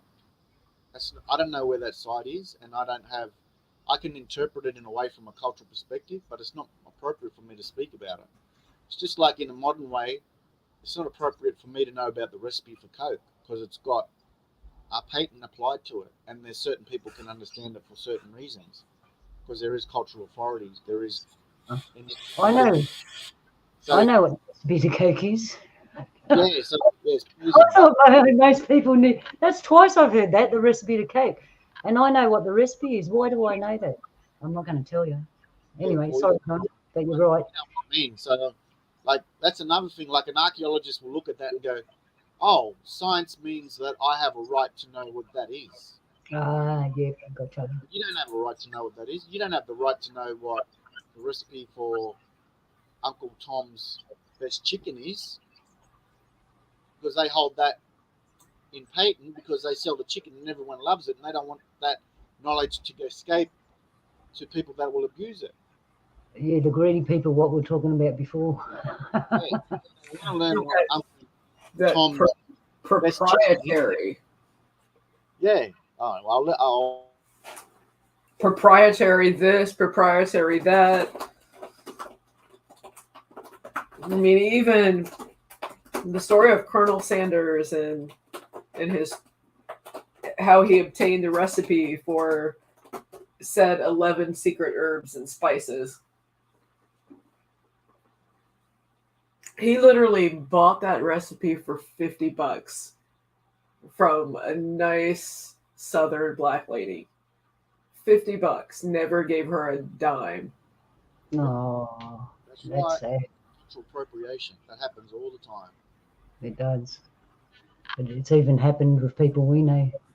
All right, so I don't have to tell you. Oh, sorry, Don. Sorry for cutting I you was going to say, see, in an Aboriginal way, that auntie would be respected for her knowledge, and she would be a part of the bounty, and her community and family would be a part of the bounty of the success of that food. You know, that's a totally different way of looking at things. But in mainstream world, it's like, haha, I cut you out. Now I'm a billionaire, and you got nothing. Yeah, that's the sad part. You're left high and dry, and all that's where all the good people sit together and go, they're mean, the world's mean. All right, so I'm going to disappear for 2 seconds, and I'm going to leave that picture up there. And you and Donny and Jules can have a little yarn about the hairy man.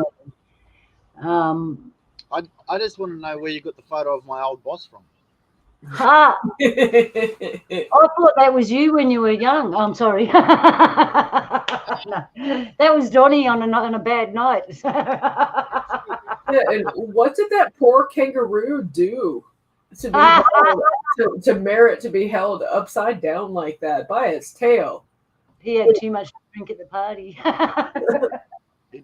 I'll be back in a second. I'll let you yarn about it for a second. He didn't manage his projects on time. Yeah, put a blue uniform on him. He looked like a Gunji, hanging a drunk. So is Gunji, is that kind of like Gumby? Nah, policeman. Oh, okay. Totally not like Gumby at all. It's language. I mean, gungible means it derives from constable, English word, but we say it in our own way. So we say gungible, and we call it gunji. So it means police, because gunjis were used in the back in the day to kill our people. Yeah. Still happening. Yeah. Yeah. Whoever drawed this fella here, look, he made his legs too long for to be hairy man. Well, I'm just kind of looking and I'm seeing seeing the hair blow in the wind, the way that it's drawn, and I'm just wondering, was there a breeze about when this drawing was supposed to take place, or in the artist's vision? I think it looks like he's got 3 G's just being thrown at his face, the way that he's smiling, and the hair is just like flowing all. Well, all the stories. Could he just freshly just walked out of a portal? Yeah. Well, all the stories I know of, have been told to me about the old hairy man. They didn't have big, huge canines. They had teeth like us. Yeah. Well, for me, in my mind, the name implies hairy man. Yeah.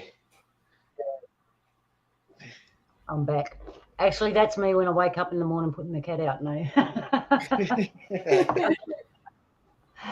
Yeah, when I saw that picture, I thought, hang on, there's something wrong here. His teeth are too big, and his toenails are too long. Yeah, I need to bag the toenails. And his legs are too long too. They're up. Yeah, he looks a bit out of shape. So, all right, hairy men. Lots of people ask. He's not that mean. This picture portrays him as a monster. He's not. Now, me and Donny never spoke about this. You just reminded me of that old tagline from the 1989 Who Framed Roger Rabbit, the old Jessica Rabbit. I'm just drawn this way. All right, so first I'm going to ask Donny and John. I could ask Jules too, because America does have hairy men. They're just called something different. And yeah, we'll yarn a bit about that. So have you seen, felt, smelled, or seen sights of a hairy man in your lifetime? I know I'll hit John first. I'll put my hand up on that one. All right, you put your hand up on that one. Go, Donny. Yeah, I've seen them, I smelled them, I've heard them, and even got rocks chucked at me over the years. So they do exist. It could be a possibility they're more spiritual than us. Well, I've been told that they were just another, how would you put it? Another mob, tribe, for want of a better word. But they're basically almost like us. Just a little bit more shyer than us. I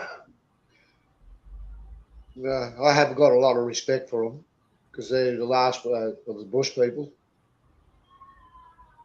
And they're still out there. Yeah. Yeah, I've got a lot of respect for them. What about you, John? Have you smelled, seen, heard, felt, or seen any remnants of these fellas? I know we got stories and that in our mob because we virtually live with them. But go. The big fella. Nah, not the big fella. The little people. Yeah. I mean, they see the thing is we share this world with many different beings, and like human beings evolved, if you want to say that word. Like we grew up and as a species to have different skills. So one of our skills was making things with our hands. That's why we've got a laptop in front of us or a PC. So these other fellows, they had their own skills. So they had spiritual skills. So they've got different waves that they can push out that makes them invisible to other critters, like a special radar that they can flip out, and then you don't see them. So they've got like special, their own special characteristics where they can use powers in different ways. So, these fellas were known to our people, and especially the Wirangan, the clever fellas, the shamans, in English, but Wirangan, they spoke to these fellas and worked with them, and like there's only one experience I've really had, and it's not with the Australian fella. It was with the fella that lives in Turtle Island, and I had an experience with them mob. It wasn't bad, so yeah, those critters and like weird critters, they live as well. And like Donny said, they have their own space and they live in the bush and they live in the natural world. me and Donny have had many yarns about it privately. We've come to the conclusion that the fellas that live here and the fellas that live over where you had your encounter, which I'm going to ask you about in a minute. Now you told me. We figure because of the terrain, they're built different. Because here the terrain's a lot tougher and sharper and harder, so we figure that the feet of the ones here are a bit tougher, whereas the ones in Turtle Island, America, they're softer because the pine needles are actually soft compared to the leaves and that from our trees. And we figured that they look very similar, and like us people, they vary a little different to their terrain. So even the ones that live in the cold country, they got more hair, and I'd imagine they'd have more meat around their feet to keep their feet warm. They'd have probably more hair than a plains living one. And we know there's tall ones, short ones, depending on the terrain as well. And one thing I notice all over the world, our animals can be completely different, but our brothers and sisters, our hairy brothers and sisters, they're consistent like us across the world. They vary only as in maybe lighter, darker, shorter, taller, fatter, skinnier to the terrain, whether they need to keep warm or cool, or there's lots of water or not much water. But they're basically all the same like us humans, and they also are our brothers and sisters. So, John, I'm going to hit you now. Are you allowed to tell us the story of your encounter?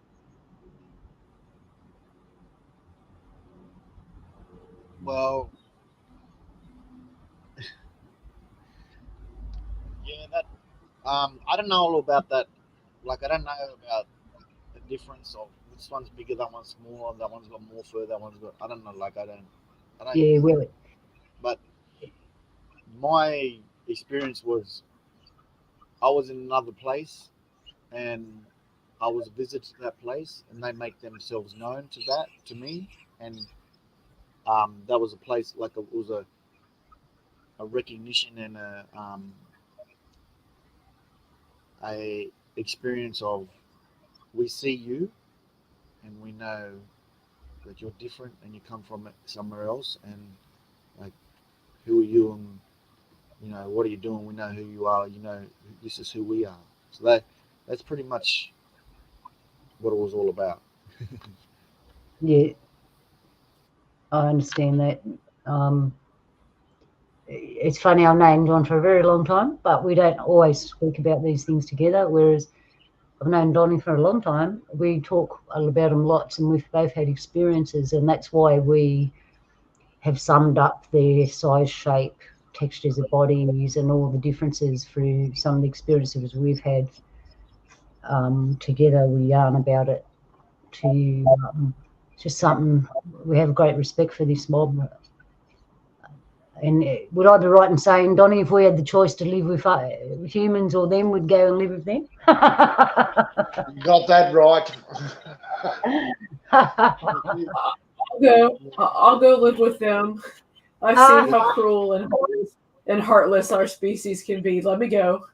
Yeah. I'll pack my swags and head off with them. Yeah. John, I got to say, for them to present themselves to you, me and Donny know, you have to be in a certain space and a certain vibration of love and light to actually share time with them because of their sensitivities.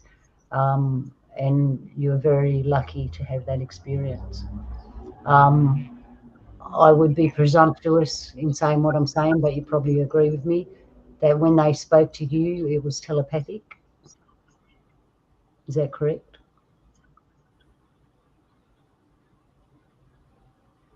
Yeah. Yeah. And did they give you visions in that telepathic talk? Yep.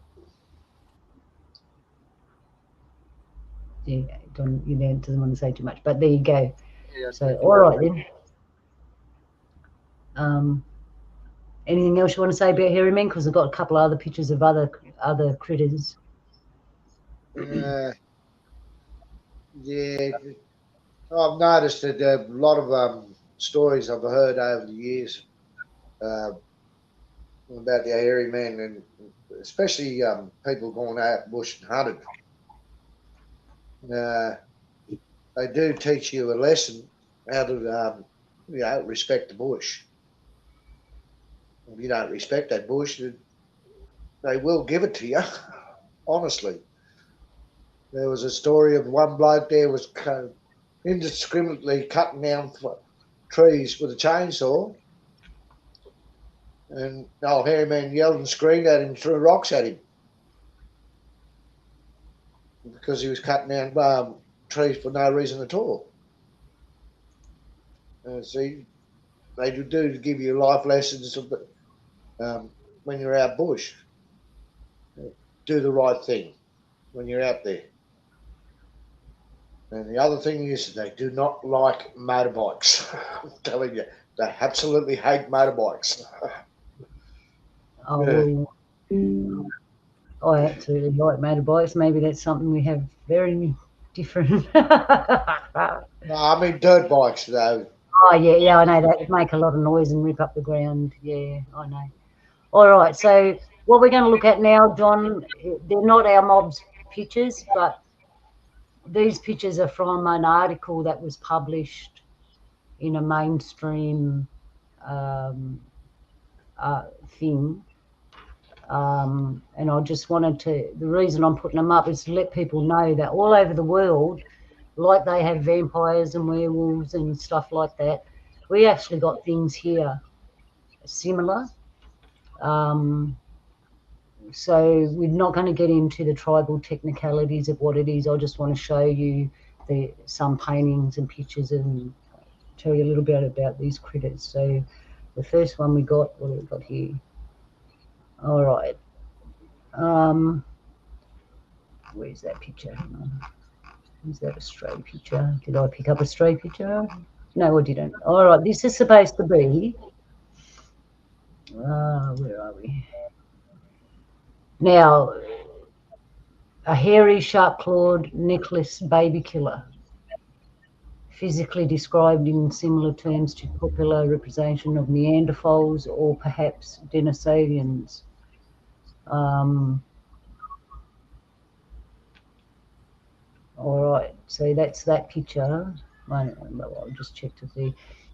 Underneath it is a little kid's picture where they've got a baby sitting on its head, right? So obviously it looks like a giant that ate babies.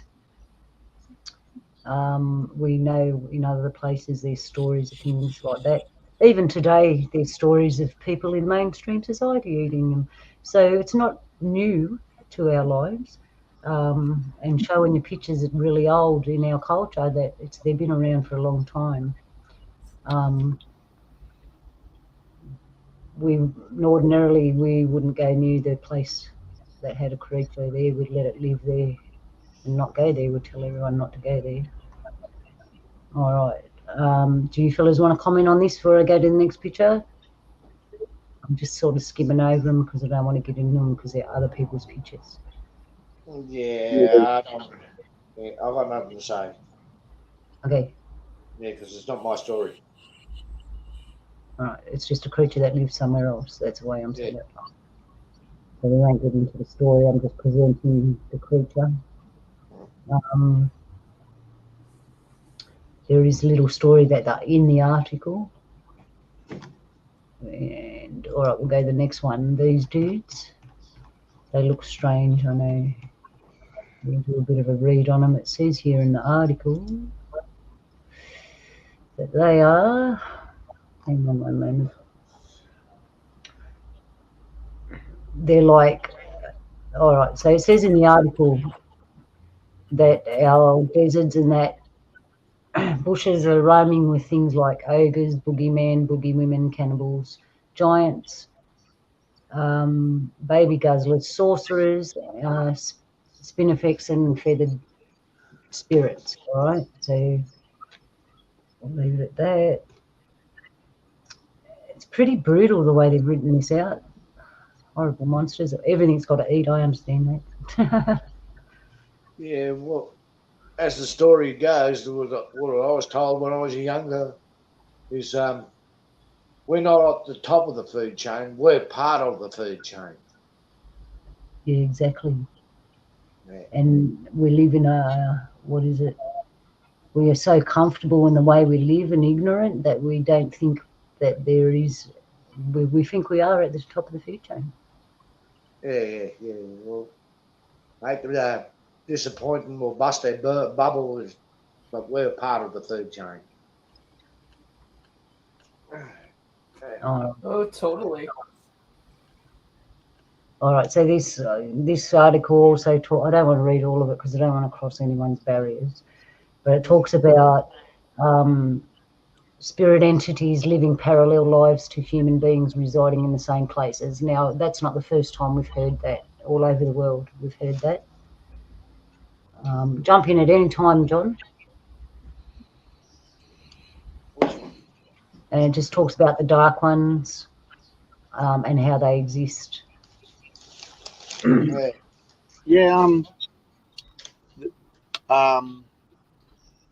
See, these things, it depends in the context in which you talk about them. So, for instance, I'll give you an example. There's a book called The Dark Emu by a bloke named Pasco, and he talked about our traditional ways, and in a contemporary academic way, he tried to communicate characteristics of our old way of doing things and what we seen and how we understood things. And then, he was put up as a very knowledgeable person, and then got a good job at a university, and then other people criticized him and said, oh, look, we've got historic evidence of what he says about Aboriginal society is not right, la la la. And the first thing you look at is Aboriginal society was very diverse. There was many nations in this country, in this continent, just like in Europe. You look at Europe, you've got France, Germany, the Netherlands, Switzerland. They all speak different languages, and there's difference from east to west. There's many different cultures, but people don't make assumptions and say all European people are the same and they all have the same characteristics. There's things that they share, which connects them to be closer than people from China, because it's a different culture. So it's the same for us as Aboriginal people. Things that we share that make us closer than others, but that doesn't mean we're all the same. And it's the same as our stories. So you need to look at things with that set of glasses to understand different things mean different for different places.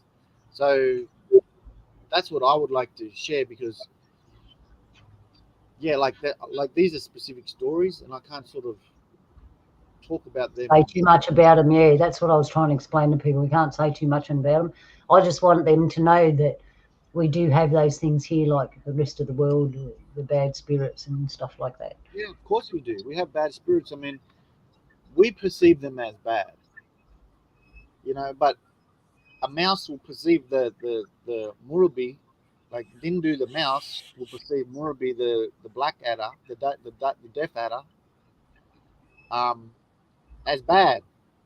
But it's bad because he knows that he will get eaten, or she will get eaten. The mouse Dindu will get eaten. So that doesn't mean that the deaf adder's intent is bad. Like, the deaf adder just wants to have a feed. So these dark spirits, we do see them as dark, but they just want to have a feed too. Well, I met a water spirit, and they'd built houses and stuff upon the place the water spirit was caring for the water area, and he was real mad, and I understood completely why the water spirit was mad, because it was the water spirit's job to keep that place beautiful, and humans have gone and built stuff on it. Now, the place that the water spirit resided in now was the building that they put upon it, and everyone would come in there and freak out. Oh, this is haunted, there's something dark in here.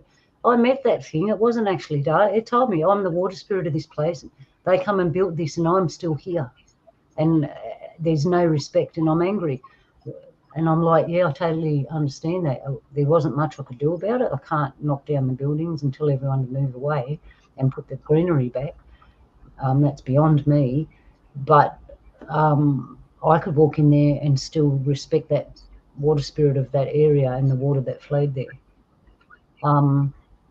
Yeah, so it's not always what you think it is. This next picture, the only thing I find interesting about it is the fact that that's salt, and we know what salt does when it comes to certain spirits. This is a story about dark spirits that live in the ground in this particular area, and they to me they're kind of captured there because of the salt, but you don't go there because they'll catch you and eat you. Now, I never knew about this place or this thing till a couple of years ago, and I think I've told you that when I went to Uluru with my husband, we actually stopped in a place overnight, and he had a really bad dream when we woke up, and I didn't. Everything was beautiful. The whole journey for me was just entirely beautiful and positive. There wasn't anything really bad about it. But there's this place, he dreamed, he said, we have to leave here, they're going to eat me. And I just laughed at him. I'm like, are you kidding me? No one's going to eat you. You're okay.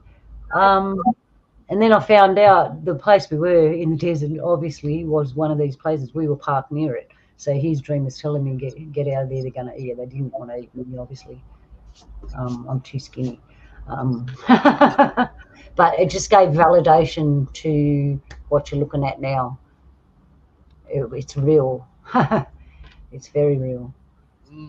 They looked at him and said, tastes like chicken. Yeah, exactly. I was overcooked, too brown.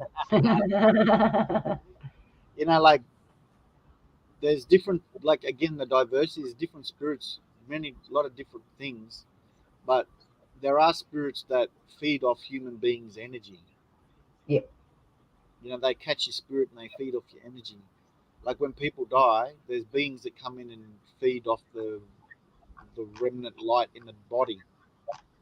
There's different waves in energy. I think Tesla, I don't know if it was Tesla, probably somebody listening, you guys might be able to correct me, but Tesla said, you know, if you observe waves and energy, you can understand the world better. So, you know, waves and energy and all that sort of stuff, we have waves and energy in our body.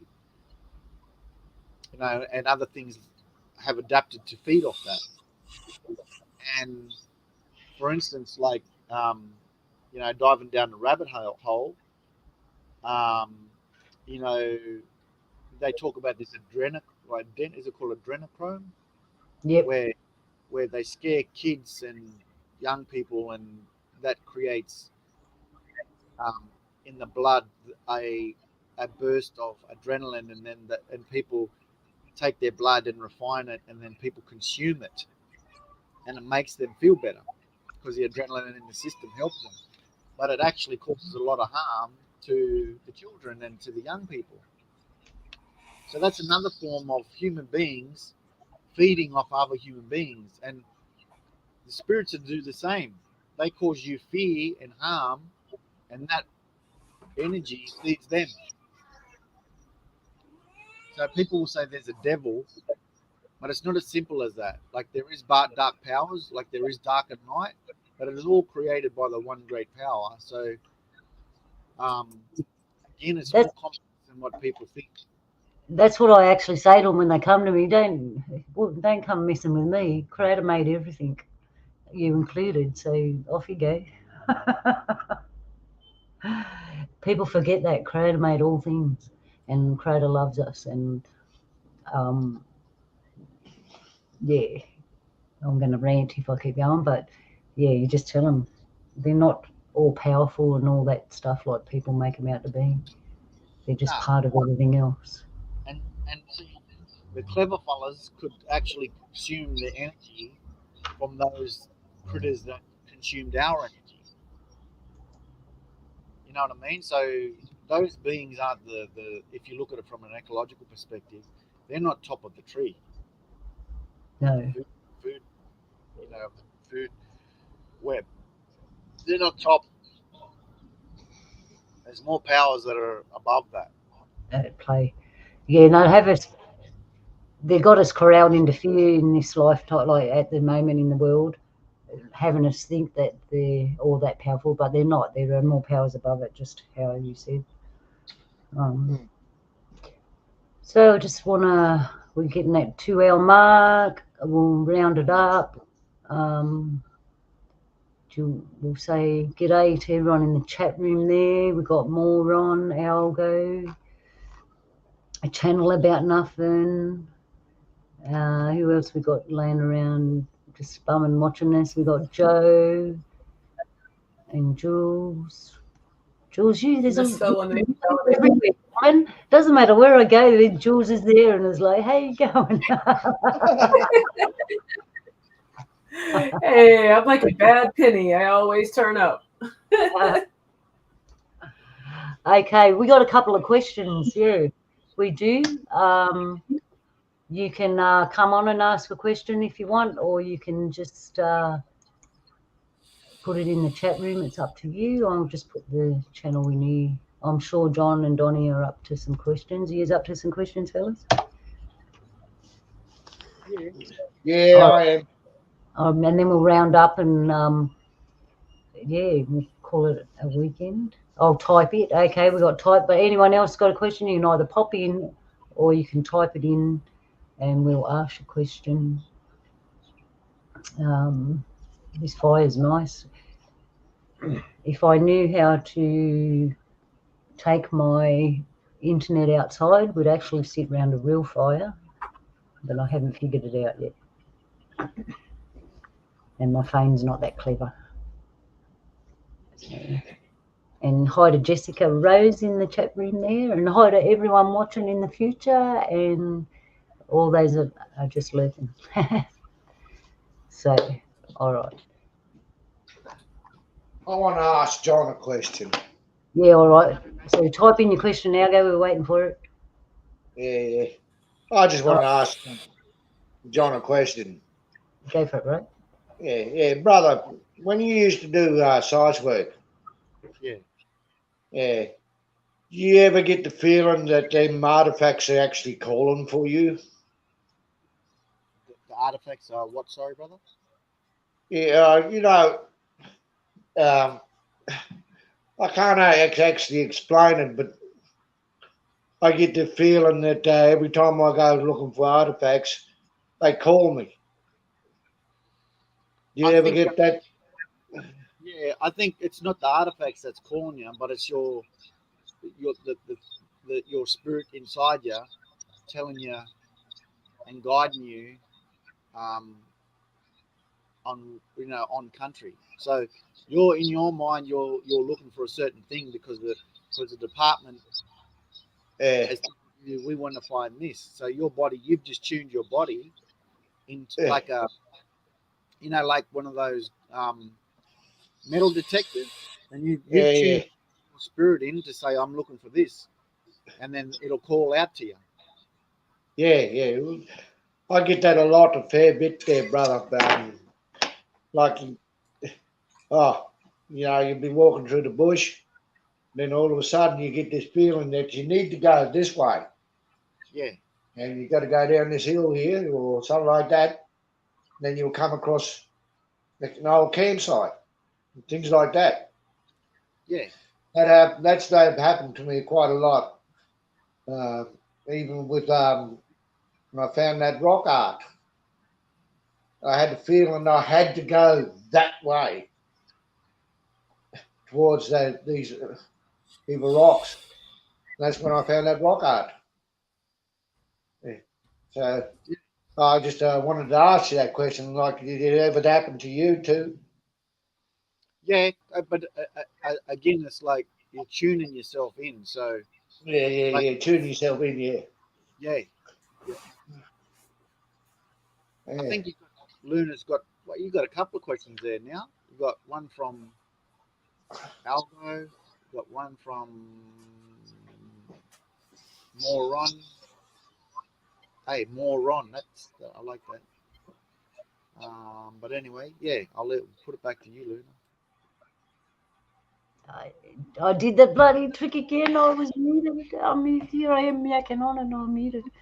Will I ever not fall for that? Anyway, okay, so we got Algo's wondering if our mob's history says anything about resetting societies or the resetting the white man society from time to time.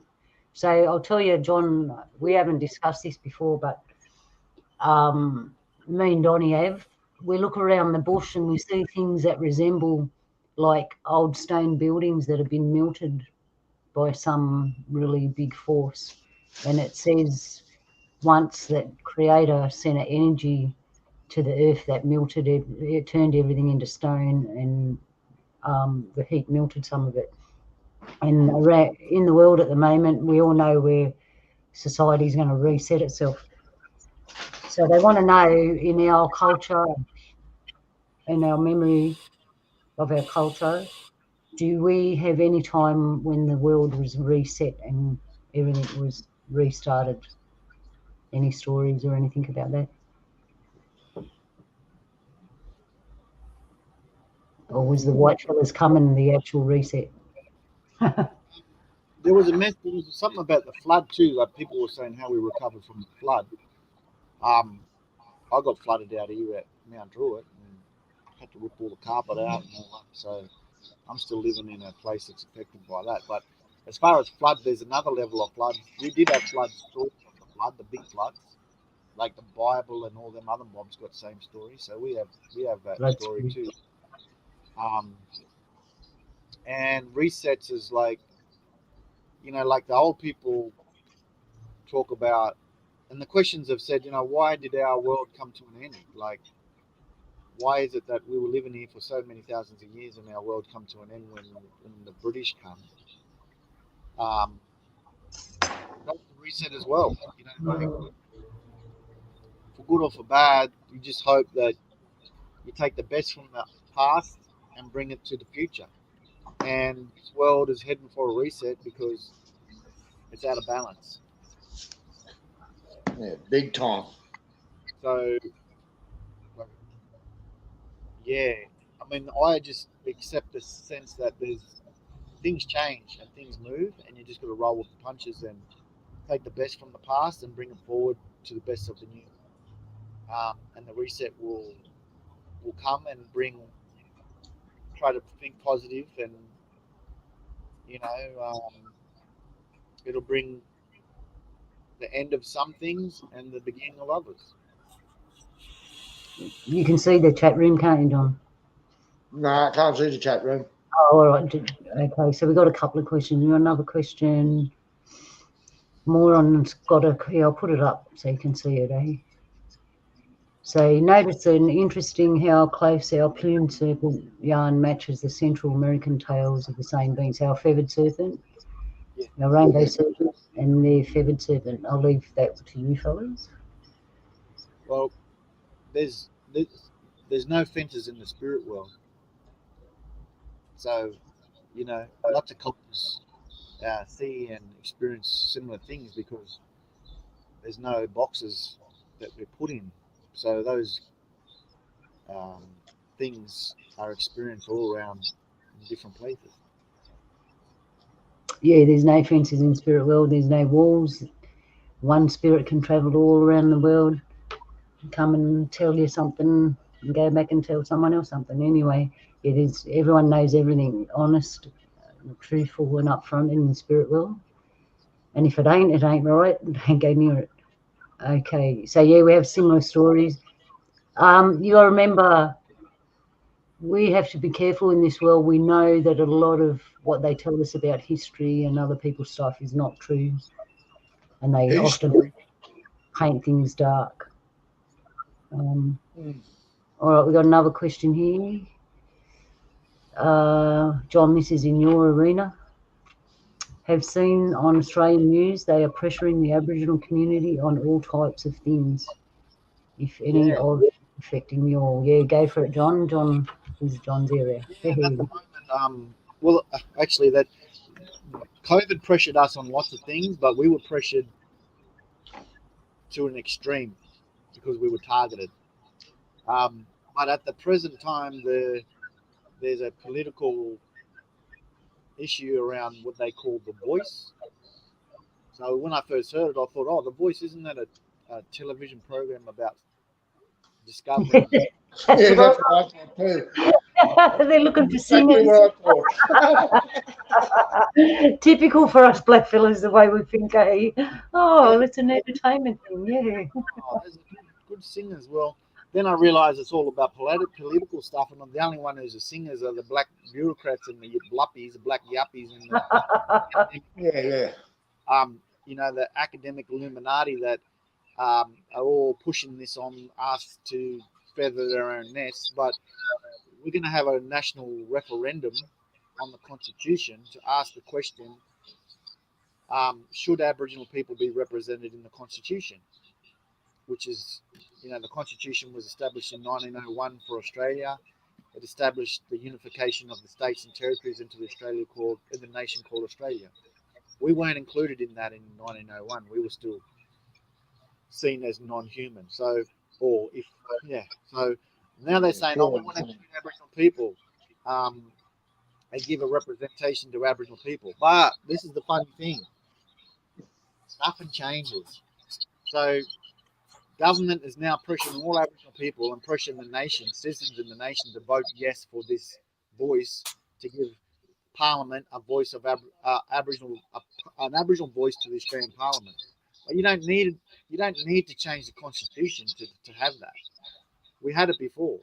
So I see this as the same old as what happens. They tell us what we need, and they tell everyone else to vote on it. How about asking people first? Yeah, which they won't. No, because they've got an alternative agenda. So they're pressuring it for their alternative agenda, and then they're going to blame it on trying to help us poor blackfellas, but the poor Aboriginal people. So it's just another scam. And there's a Vatican was mentioned. I just look at the comments in the chat. Yeah, another scam, just like the Vatican does their thing, creepy ways, same thing, creepy government trying to do creepy things. Hey, me and Donny were talking about that voice thing last night, because we reckon that if they really want to do it proper way, we all get one elder from each mob, and everyone tells the elder what they need to do. Two, a female and a male. Yeah, two. Sorry, yeah, two, and get them to go in representation of us. That's the way we would have done it before. I just think we should say no. If it's not our way, no, just say no, because we know what suffering is going to come out of it. Yeah, they know that they're going to trick us, and we're going to suffer it. I'm going to vote no, and you know what? A lot of Aboriginal people in the community are going to vote no, because you know what? Yeah, I'm voting because I can see it where they do. If we vote yes, they're going to water it down. I'll keep watering it down to that suits them. I'm not much into politics, but I can see that's where it's going. That's the way it's been going. Yeah, manipulating people. I mean, the thing is, maybe there's a good thing. Maybe they're saying Aboriginal people deserve bum politicians that are corrupt, and we deserve as Aboriginal people the same evil politicians which mainstream get. But we vote for those same evil politicians that are gammon and bum politicians that look after themselves. But the thing is, if I go to any community, if I go to any place in the world, if I want to help people, I don't tell them what they need. I ask them first, and I say, you tell me, you give me guidance on what you need, and I'll try to help you make that a good thing with everyone else in the community. That's not what they're doing. Same old stuff. Yeah. Yeah, well, everyone knows where I stand. That old way, I stand strong. You just look where you come from, look at the history, don't let it repeat itself. Anyway, let's round up. We're on 2 hours, nearly 2.5 hours here. So round up. Is there anything else you wanted to say, Donny? Sorry. No. I'm finished for the day. Okay. So we'll go around. Jules, last thoughts on today's yarn? No, it's just what the soul kind of needed. I mean, everybody in chat, Algo, Ron, Renzo, Joe. And if I'm skipping over anybody else, it's because I haven't scrolled up. But it's been wonderful. Great way to spend an evening with friends and family. Cool. Donny, you want to round up anything you want to say, all the different things we've addressed in the last 2 hours?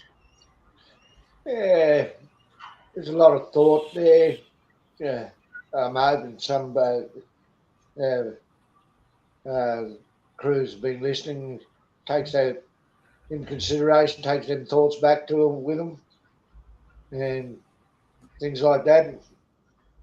Well, that's basically what I wanted to put in. Okay, thank you. John, thank you for coming, John, and I know you're very busy and you got a lot on your plate, and really appreciate you spending this time with us. Yeah, No, good to hear from you, brother. Yeah, thank you. And yeah, thanks for everyone for their presence and spending time. And looking at the chat there, the only thing I want to sum up with is what our brothers and sisters in the chat are saying, and share the love. And have a great day. Thanks for spending time with us, and for those who will listen and watch in the future. Remember, we're all family, and look out for each other, and care for one another. And my love to all of you. I hope you're having a good day, and bless you all. Thank you, John. And okay, looks like that's it, everybody, for this week. Love to you on this day. Remember, Creator loves you, and be the best that Creator made you to be. And we're going to go out on some of this singing and dancing here until next week.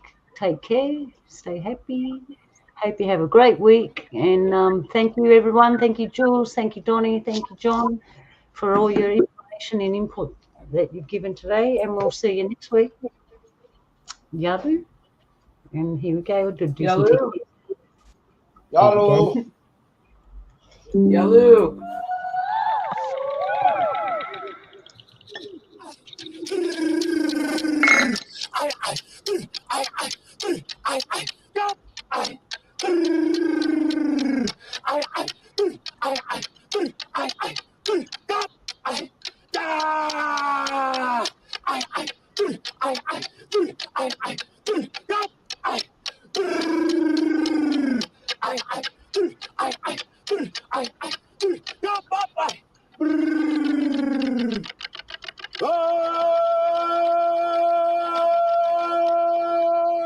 Hey, hey!